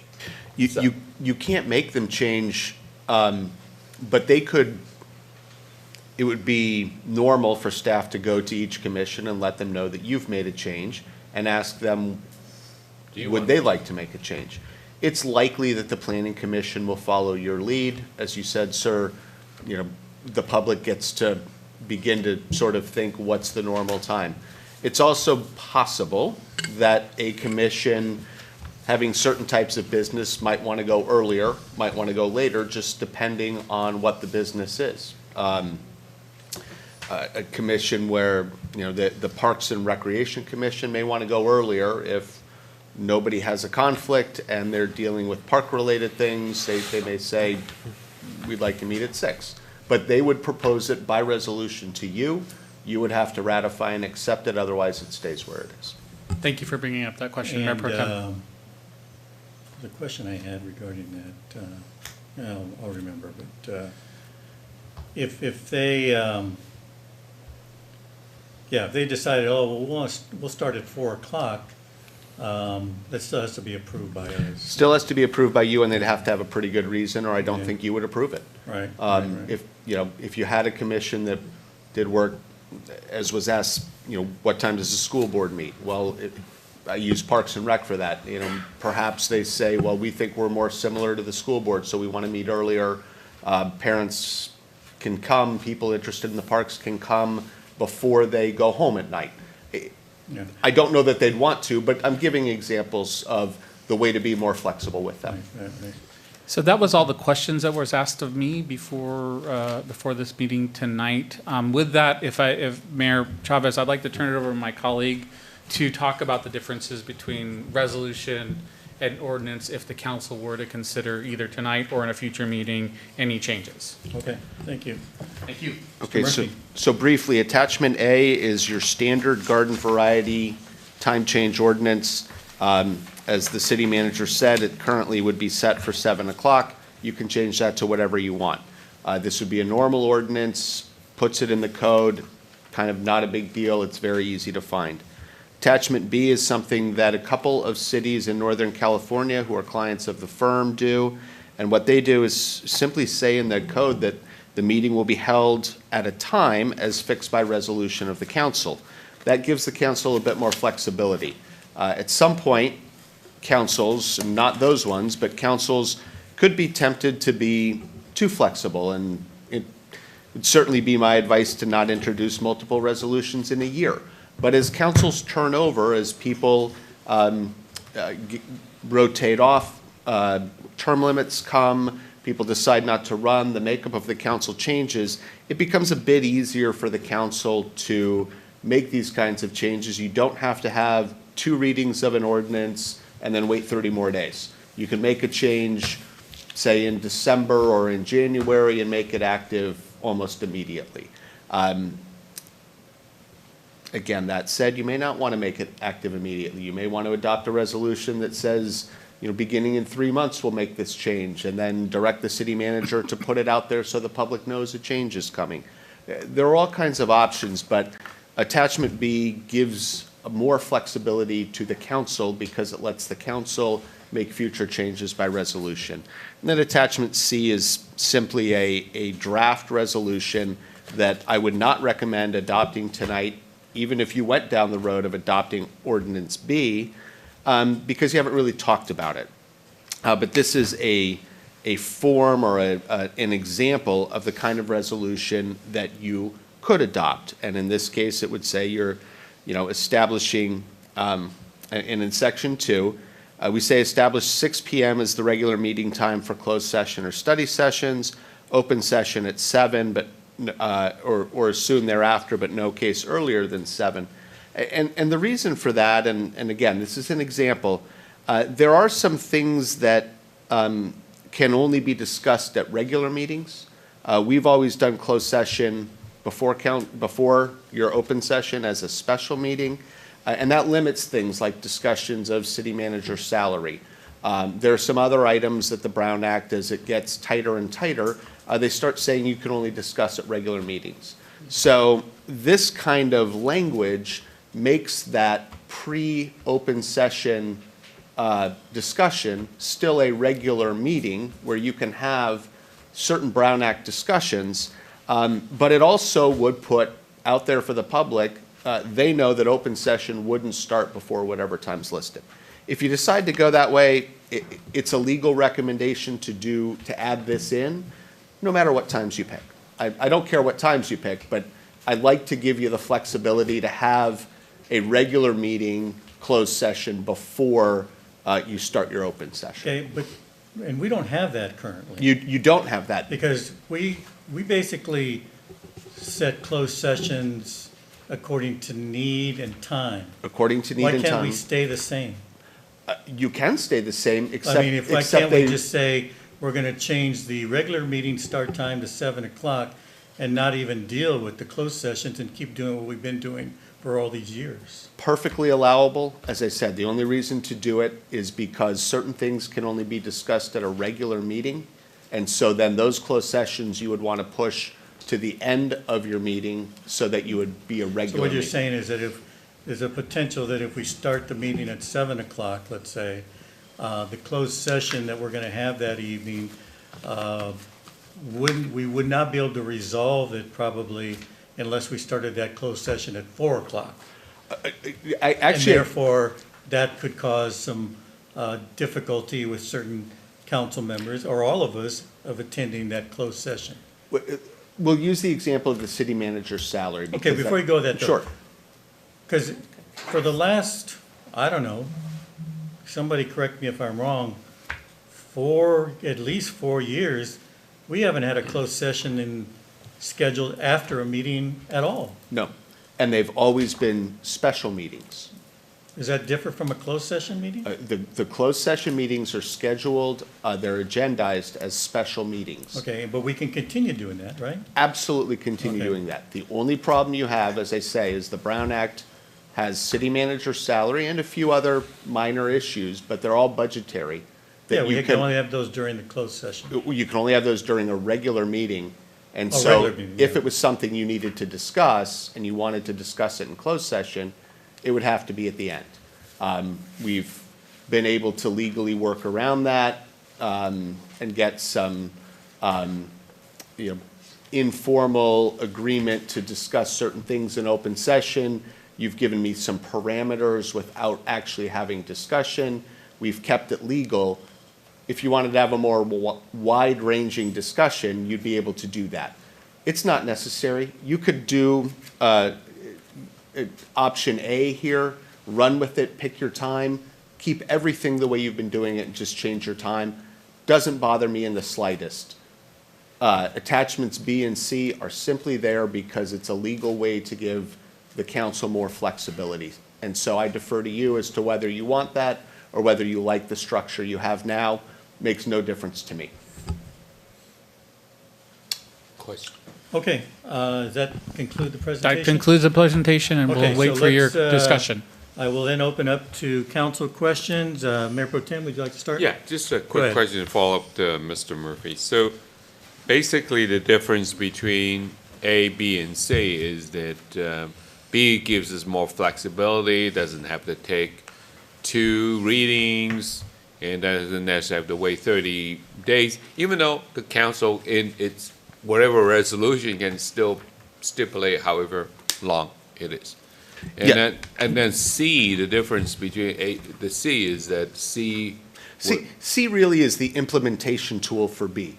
B changes your municipal code. Right. And then C is an example of the type of resolution that you would adopt to effectively set your dates and, or set your times. Okay. That's all. So B and C should be considered as working As together. one, okay. And A should be considered the garden variety standard, as the mayor said. Just kind of status quo, but picking your time. And, you know, the flexibility, because you were going through the discussion, I wanted to give you the option to give yourselves flexibility, but it really is up to you. But the current time at 7:30, was that set by an ordinance? Yes. Yes. Back in If it's set by 1965. an ordinance, must we change it by an ordinance? Must change it by ordinance, and that's what B does, because B gets rid of the 7:30 time and says at a time that you will set by resolution. And then C would give us. the- Okay, so we have to still do the ordinance. I'm sorry. No, I'm done. So we still do the ordinance, which requires 2 readings, and then cannot go into effect until 30 days from the second reading. Right. And in that ordinance, so moving forward, it says that we can do changes in the future by resolution. By resolution. And so what would be normal would then be at the night when you did the second reading of the ordinance, you would adopt the resolution with a start date that would be geared to the effective date of the ordinance. And then after that, you would have your flexibility. Only in government. Well, that's why I'm city attorneys. Yeah. There's got to be a lawyer involved somewhere in there, right? But to your point, Mr. Mayor, if you want to stick with A, not a problem. It's legally sound. You can put in a different time, as the city manager said. Stick with the time that's in there. No, I appreciate that, and thank you for the explanation, and I think we'll get to the comments in a minute. As you pointed out, main difference is one is gives us a little more flexibility than maybe another way does. So, okay. Let's see, so any other further questions by council at this time? Anyone? No? All right, so we have no further questions. Therefore, I'll open up public comment. Anybody in the audience wish to address us? Jerry, you're the only one in the audience? No. Well, I guess Alex Yeah, doesn't Alex, count. He's an yeah. employee. Alex but, counts too. Yeah. Jerry, you want to say anything at this point? I like it. You like it, okay, that's clear. All right, thank you. All right, I will close public comments. Any final questions or comments by the council members? Councilmember Sternquist, anything further? No. No? Okay. Councilmember Mann, anything further? Yeah, I mean, it's been how long was it since our last meeting? I've been thinking about It's been a couple months. So I've been thinking about this for a while. I hope that if we as a council hypothetically did change the time, let's just say to 7. I hope that staff, starting with our city manager, knows very well that the closed session time should be one that's sensitive to all of council. Yes. Obviously, we all have different schedules, obligations, et cetera. And from me knowing what our staff is capable of and understanding, I have confidence that that is something that our city manager would consider. On a separate note, the one thing that got me thinking since our last meeting was I started asking people about this question just out of curiosity, because we've gotten comments in passing just in the past, right? People would say, oh, when's your meeting? Or like when any of us were mayors, people would always, oh, we would like to invite you to a council meeting, and obviously it's like, when is it? You know, what's the order of things? And the common theme, even to this day, was I think there was a reaction that 7:30 seemed later, and maybe that table that you've shown of the other cities was kind of a little bit of a proof of that. So I would support it as long as staff works with our hours for closed session. I don't think we've ever had a situation since I've been on council where we've had to push closed session to the end. I was probably it's been a while. I was probably Mayor Chavez and Mayor Pro Tem. Mayor Pro Tem. It may come. It may, but it's been a while. So I think with that in mind, I also have a confidence that we as a council have shown a lot of respect and consideration for each other. So I think that it can work out. Okay, thank you. Councilmember Chen, any final comments or questions? Just really quickly, I know I made the motion last time, thinking that, well, I have younger children at home, and I thought it made sense. However, I've reconsidered, after missing the last meeting, due to being held back at work, for, well, police work. And today, I almost did not make the meeting today because there's a suspect sitting in jail waiting for me to get back there to process and finish that, which I will go to after this meeting is over. He's not going anywhere. That's true. But more importantly, I think for me is just that, I think the nature, after COVID, things have changed. The nature of work has, that definition has changed for a lot of people. I happen to made a career switch to go to a shift work type situation where it's different than some of us on the council, maybe, either business owners, have their own, make their own ability to make their own schedule, or high-level executives in public agencies.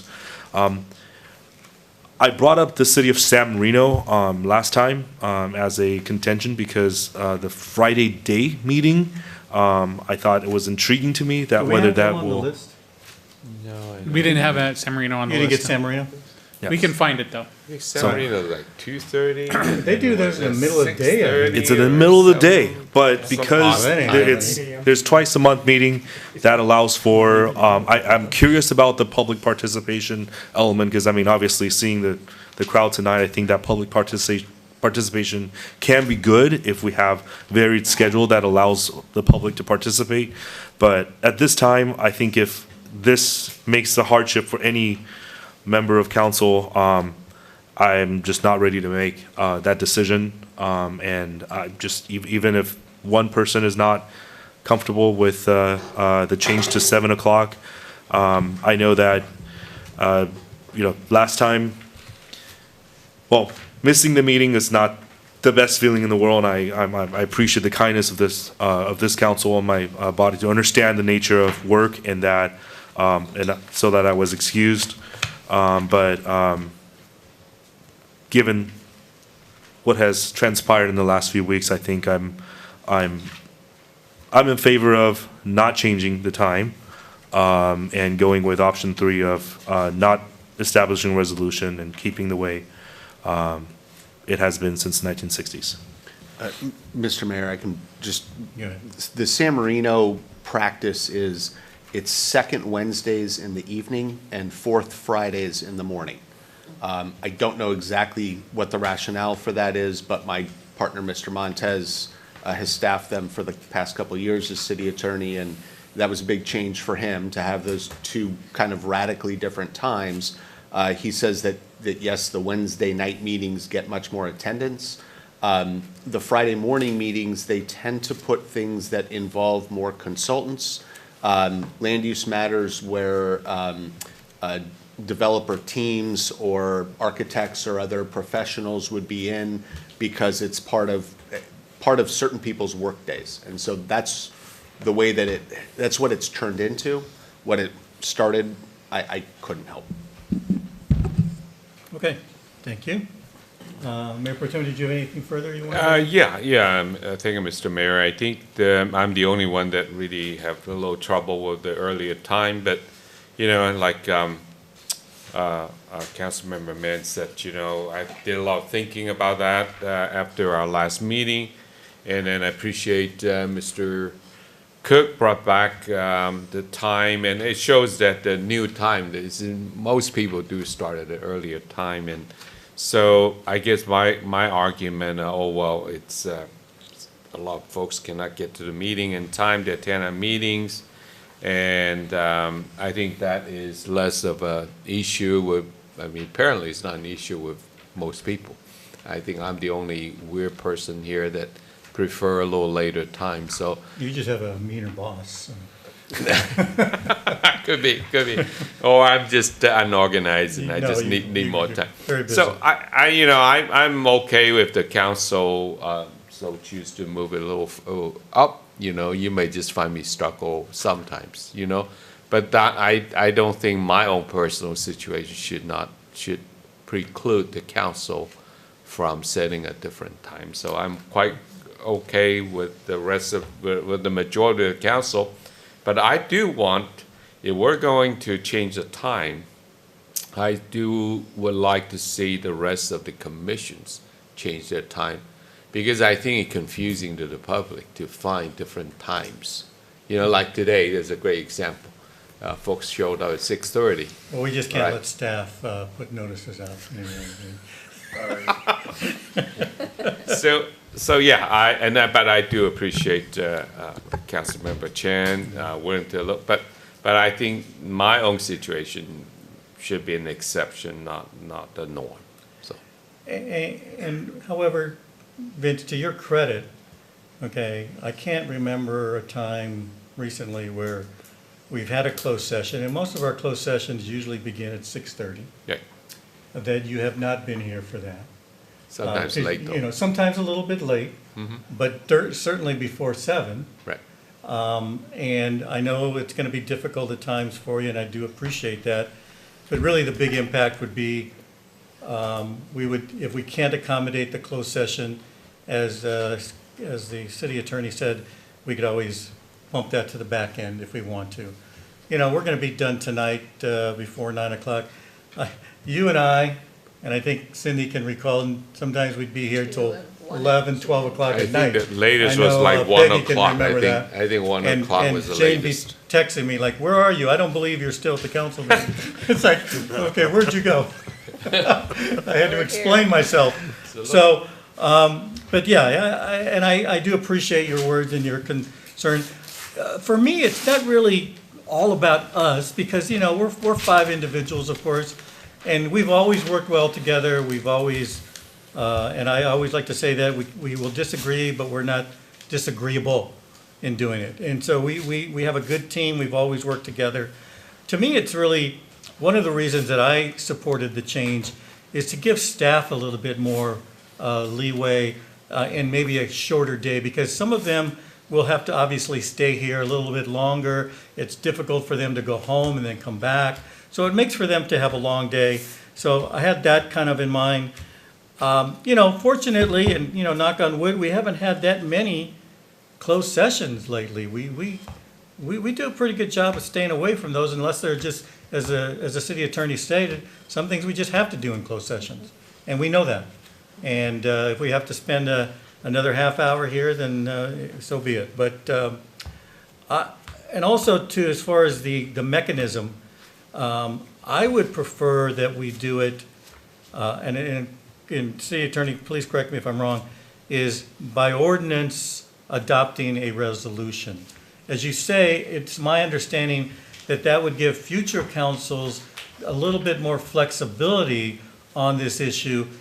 I mean, maybe, at some point, Vince and I are gonna be off council, right? Because we're gonna term out, you're gonna term out, and so there's gonna be a big change in the council makeup. And who knows, maybe at that time with the new members, they all may work late and they wanna change it back to 7:30 or whatever. At least by I think your second option, it would give them a little bit more flexibility without going through all of this again. Is that correct? That's correct. So Okay. that So- I would say, if and when a motion came for that, it would be to move to adopt ordinance 25-1080, which is attachment B, and then we'll do the reading of the title. And as we say, we would bring the resolution back at the next meeting with a time included, which I think would be 6:30. We could even forget about the closed sessions or study sessions and just set it at 7 I don't know how o'clock other for now. council members feel, but I'm pretty comfortable with the fact of how we've been doing the closed sessions and the time. I don't know that I would want to adopt a set time for those closed sessions at this point. I really don't see the need to do that. If it's not broken, don't fix it. I mean, if it's not broken, we don't have to fix it, so. Yep. So we will make that change and can bring the Well, resolution back. I'm just suggesting that. If that's the way you go, I don't wanna I'm presume updating anything. it, that if that's the Okay. motion, we don't need to get further instruction And then after a to vote. Vince's statement regarding the commissions, I agree with you. I think it should be consistent for just clarity's sake. That's something, I guess, that each commission, can we direct them to take a look at that? I believe so. And- Yes, you can direct me to tell each commission Yeah. that this is what liaison we're gonna to be bring that doing, forward. and that we would, like you to take a look at that. I mean, I can't tell what they're gonna do, but I would hazard a guess that most of them are like us, and moving it from 7:30 to 7 o'clock wouldn't cause that much hardship. Plus, they don't have closed sessions. So they don't have to worry about getting here earlier or staying later than they normally would anyway. So, I mean, that's just my guess. So, anyway. Okay, well, that's all I have to say on that. So I guess we're now ready for a motion. Does anybody want to tackle that motion or would you like me to do it? Sure.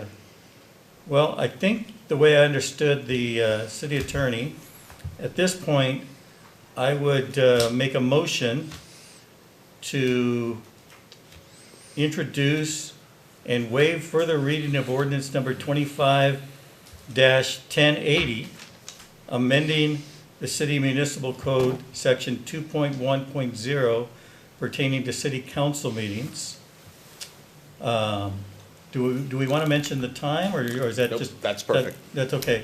And do we need to mention the resolution part, or is that No, included? because we'll take care of that Okay, next time. all right. So Thank there- you, sir. All right, so that would be my motion. I'll second All that. right, so we have a motion and a second. Any objection to that motion? Hearing none, Madam Clerk, if we could have roll call, please? Councilmember Chen? Yes. Councilmember Mann? Yes. Councilmember Sternquist? Yes? Mayor Pro Tem Yu? Yes. Mayor Chavez? Yes. Okay, well, that will be the order. Thank you. Mayor, if I may. Oh, I'm sorry, you have to read it. Sorry. We haven't done one of those for a while. Go ahead.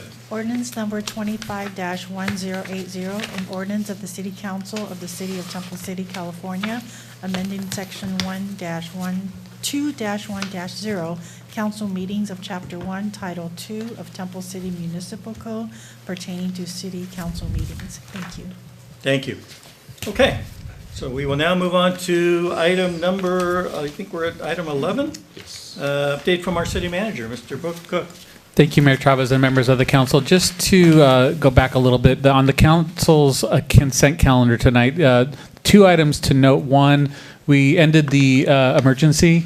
We felt very comfortable that we had collected enough data and there was enough of a sense of what the damage was to submit to FEMA for the reimbursement. We will provide that to you in a memo and in my next city manager's report with a more comprehensive, but I'll provide you that as a memo from Mr. Kung, our Administrative Services Director and City Treasurer, to let you know what the final submission amount is for, that we were looking for from FEMA. Just as a reminder, the FEMA reimbursements take a long, long time. So, Maybe longer now.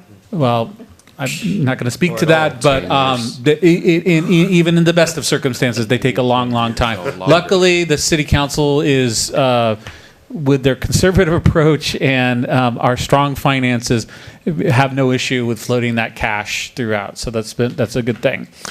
Secondly, we are bringing SWA architects back to look at Sereno Drive. We're very excited. Ryan was here, who was the architect who dealt with both of the playgrounds as well. So we'll be excited about that.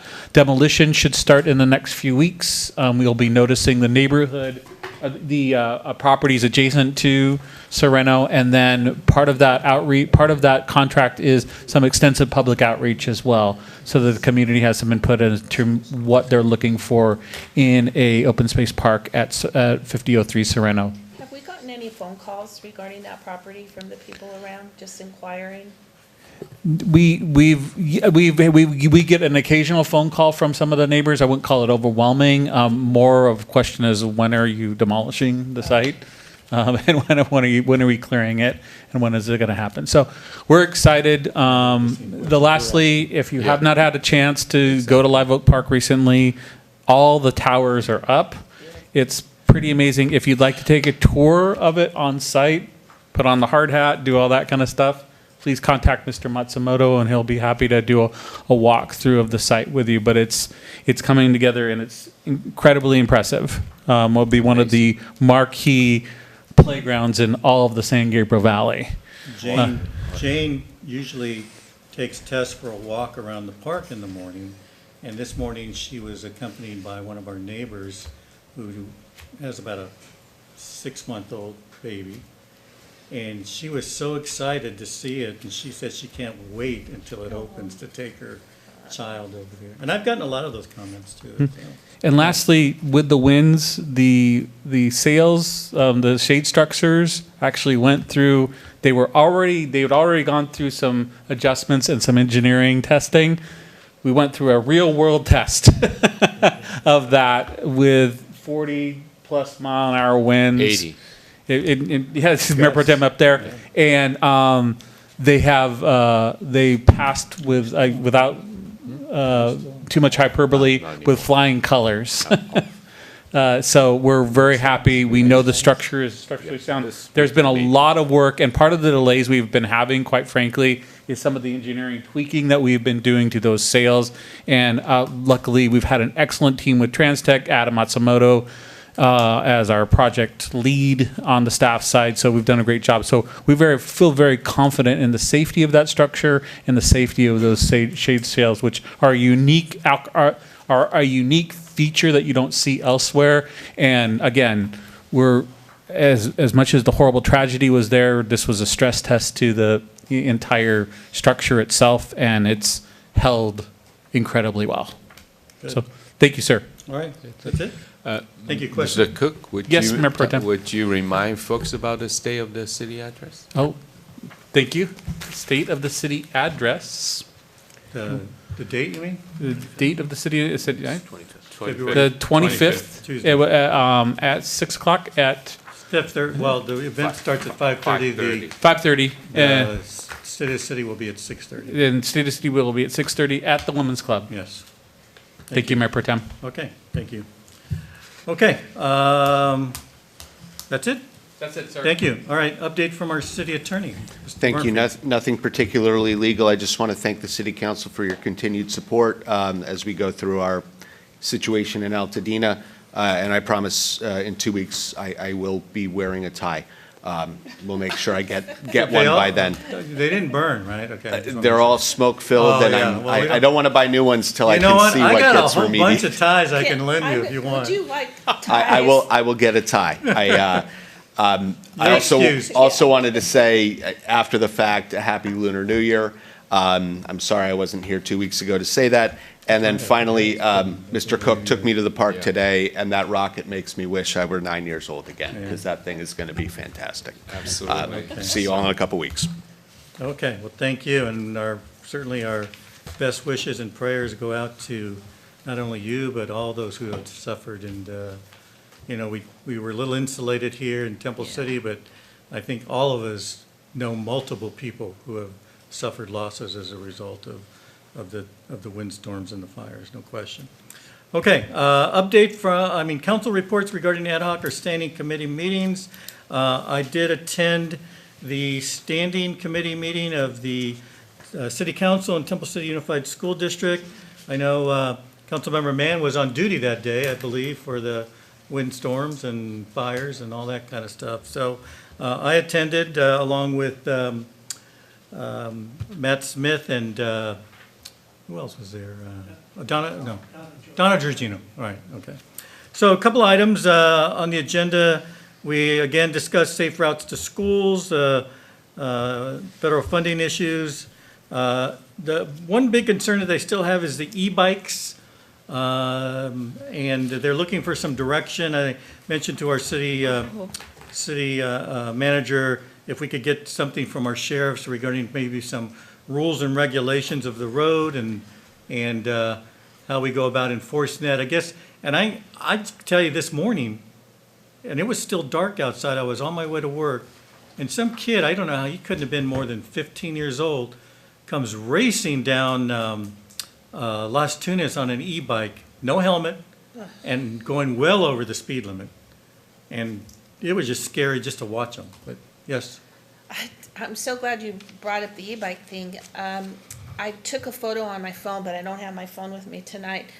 I think it was City of Monrovia that put out like a poster. There's 4 sides to it, and it's all about e-bikes, how you're supposed to do them, and it's just bullet points. Wait, where'd you get that from? It was on Becky Shevlin, I believe the mayor sent it to me. Okay, maybe So you could it's- share that So with. I'll send that to you, Brian. It's yeah. very concise, and she'd be happy to let Yeah, us. that's what they're looking Yeah, for, something and it was of that just sort. simple bullet points that the school district could even make like a little pamphlet of it or send it home with Well, parents. see that. certainly there's a component of education that we discuss in educating not only the parents, but also the young people who are doing it, most of the writing. But also, from an enforcement standpoint, sometimes we get to the point where if you're not following the rules, then you're gonna have to suffer the consequences. Does that mean giving out tickets or whatever? But at any rate, that's still an issue. Staff did a great job presenting the impacts of the Eaton Canyon Fire and the wind event. They did a kind of a miniature slideshow for the school board, and they were very happy to see that and very receptive of it. And so that was a good thing. We also talked about, we gave them an update on Live Oak Park, and hopefully we're still shooting for an April opening, I believe. And so they were very excited about that. They also gave us an update on the sports complex. They said they're still on board to host their graduation. The entire complex might not be done by graduation date, but at least we'll be able to host graduation. So that's what they're also shooting for. And then also, some of you may have noticed the Doug Sears Learning Center across the street is coming close to completion. It's starting to look a lot better. Obviously, it's going to be there for a while, and they're trying to make it to kind of blend in with the rest of the neighborhood so it doesn't. Was it you mentioned? We don't want to look like a jail or something later. So they're doing a good job, and they're putting up a lot of good things. So, also, I think you believe you got an email today from Liz regarding the joint meeting between the full city council and the full school board. Tentative dates February, I think, 5th, 13th. Is it 13th? I can't remember now. Look at that email, I forget. But one's in February, one's in March. So maybe check your calendars and see which of either of those dates work for you. And any additional agenda items that you would like to discuss, as Councilmember Chen mentioned today, maybe we'll add to that agenda the joint use of facilities for some of our recreational events as well. And I believe that's it. We have scheduled our next meeting for April 24th for a standing committee meeting as well. So, okay, did you get those dates? Did you find them? What are they? Thursday, February 13th, Okay, or that's right away, that's next week. or Monday, March 17th. Yeah, so check those dates and see. 13th may be a little ambitious because it's next week and got to put an agenda together. So probably sometime in March would probably be better. And the school district is their turn to host, and they've agreed to do it at their media center at the high school. Yeah, that's usually a pretty good place for that event, so. Okay, anybody else have any committee meetings that they attended? Okay, if not, we will now move on to item 14, council items separate from the city manager's regular agenda. Councilmember Chen, anything to add? Nothing to add. Okay, thank you, sir. Councilmember Mann. Yeah, I just want to say thank you to the Temple City Chinese American Association and Parks and Rec. Again, a fantastic Lunar New Year event, very exciting. I get similar comments every year, and the one that always amuses me is the one where we roll out the bubble wrap. Oh, and they pop. And the kids jump on it, and yeah, it's brilliant idea.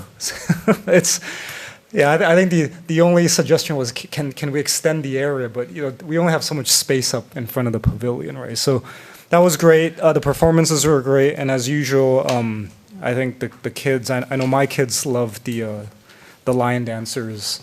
So thank you. That was great. The weather worked out, so everything kind of fell in place. On a separate note, not directly related to maybe the school district standing committee meeting, but I had a chance to join the district because they were kicking off the dual immersion language program, and so my son actually we applied, and so they had a lot of applicants. Did he get accepted? I'll get to that. So they brought that up before. They had an actual lottery because there was limited space and they can only accommodate so many kids. And so what I wasn't expecting was it was literally a lottery. So they had I think Daryl with all the little lottery balls, and they had a little spinning basket, and he was picking out some of them. How many did they select? They select 44. Oh. Yeah. And the way they did it was they had students grouped in two categories. One was Mandarin dominant and one was English dominant, just based on what they spoke at home. So, but yeah, to your point, Tom, Jacob did get his ball got selected. Oh, congratulations!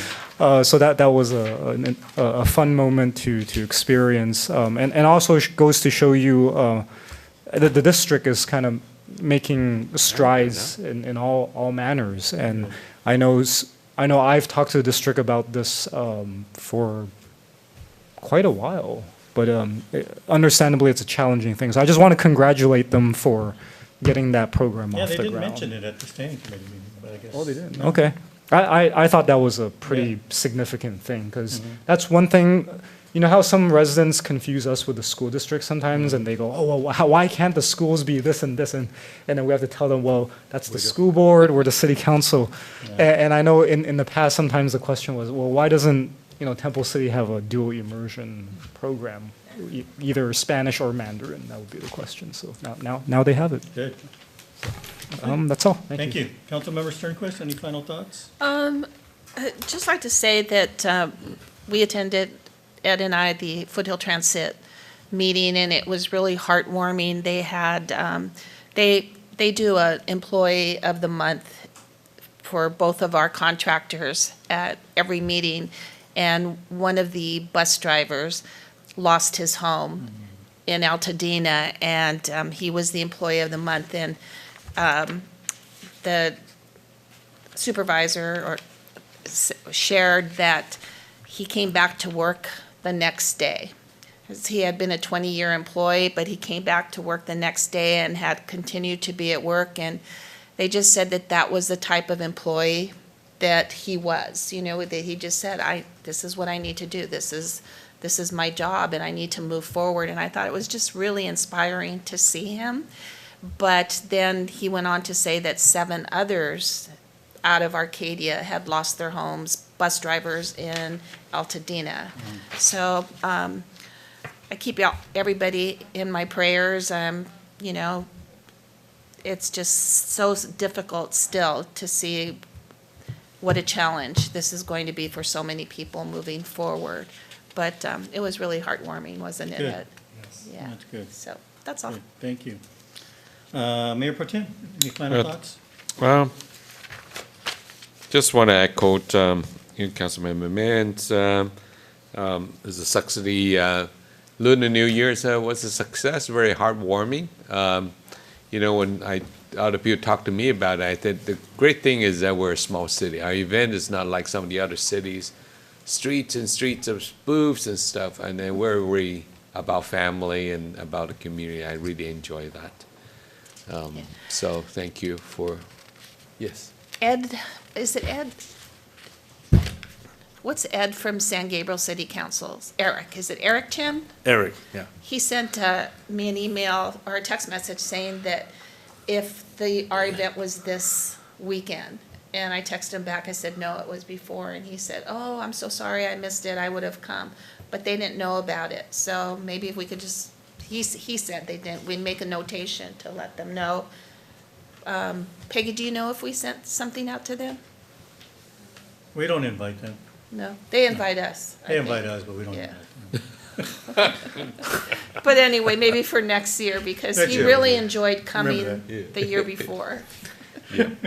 Yeah, just one last note. It was very moving every year to see the little kids go out and touch the lion. The lion. It was very, very moving, especially on the front row seat to see that. That's so, and it's funny because I know some of the, I mean, it's hard to be the lion person behind it, but I noticed if it's the girls who are doing the lion, they were more animated, and the kids tend to migrate to those female lions, if you will.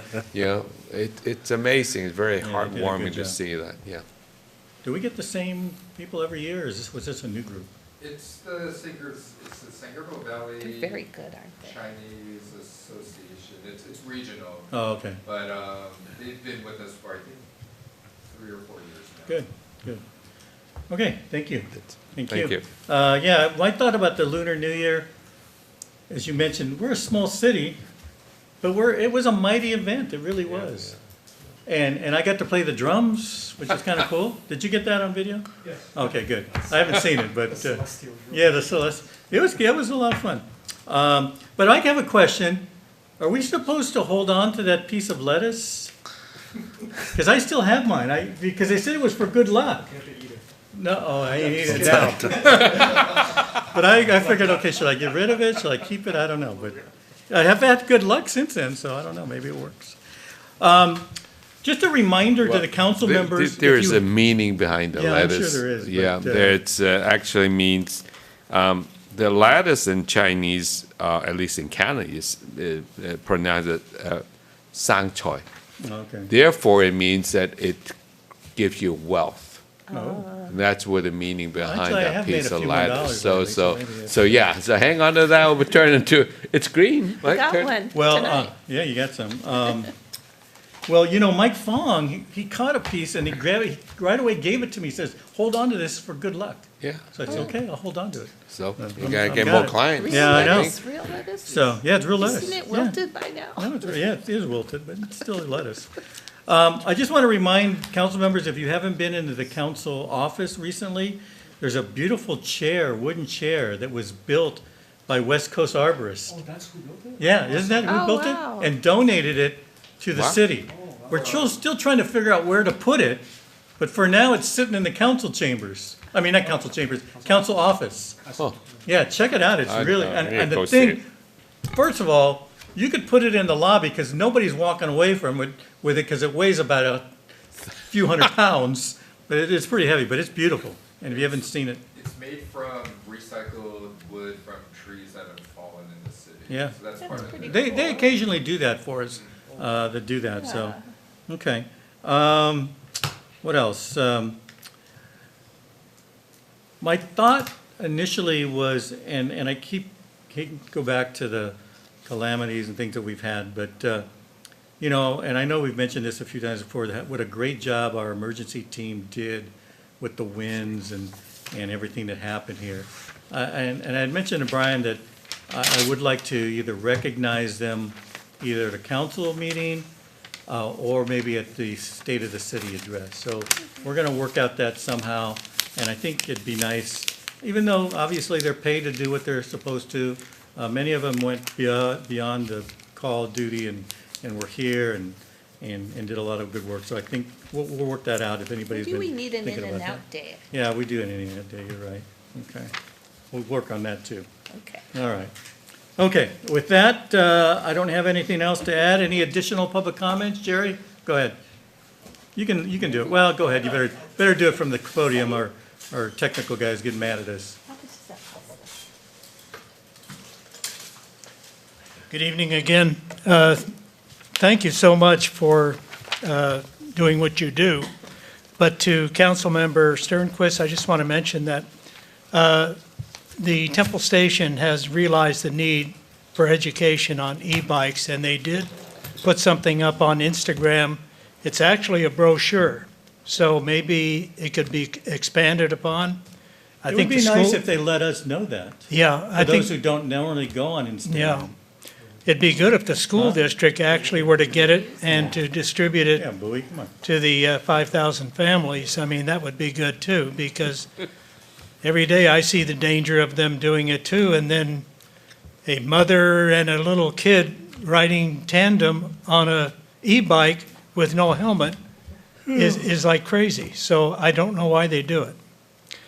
The last thing I want to bring up is that I appreciate the 7 o'clock starting time, but I do have one request, and that's you don't do it too often, but when you meet in closed session, I would hope that maybe our city manager would be more cognizant of the time to allow for your meetings, because it gets awfully cold and rainy out there, waiting at 7:45 for the doors to open so we can come in for our council meetings. So if you Wait, can be, don't we keep the lobby open? no, For closed session, when we have it in here, that's right. Because I forget, sometimes we have it in the back room. too, yeah. All So right, well, we'll it's figure it out. not a knock on you, but it's just sometimes the weather isn't all that cooperative out there. Hey, those pickleball people were out there at 6:30 today. Yes. Thank you very All right, much. thank you. All right. Okay, so in closing, I again, you know, it's hard to believe that it's only been 2 weeks since we first went outside and noticed the fires coming down. What, is it 2 weeks or? 3 weeks. 3 It's weeks. been 3 weeks. 3 weeks. 4 weeks, okay, 4 weeks. Time goes by. But, you know, again, you know, we send our prayers to all those who have suffered losses and will continue for quite a long time. And so I would like to close our meeting, or adjourn our meeting in their good wishes or in our prayers. And hopefully, things will get better before they get worse. So, thank you. We are adjourned.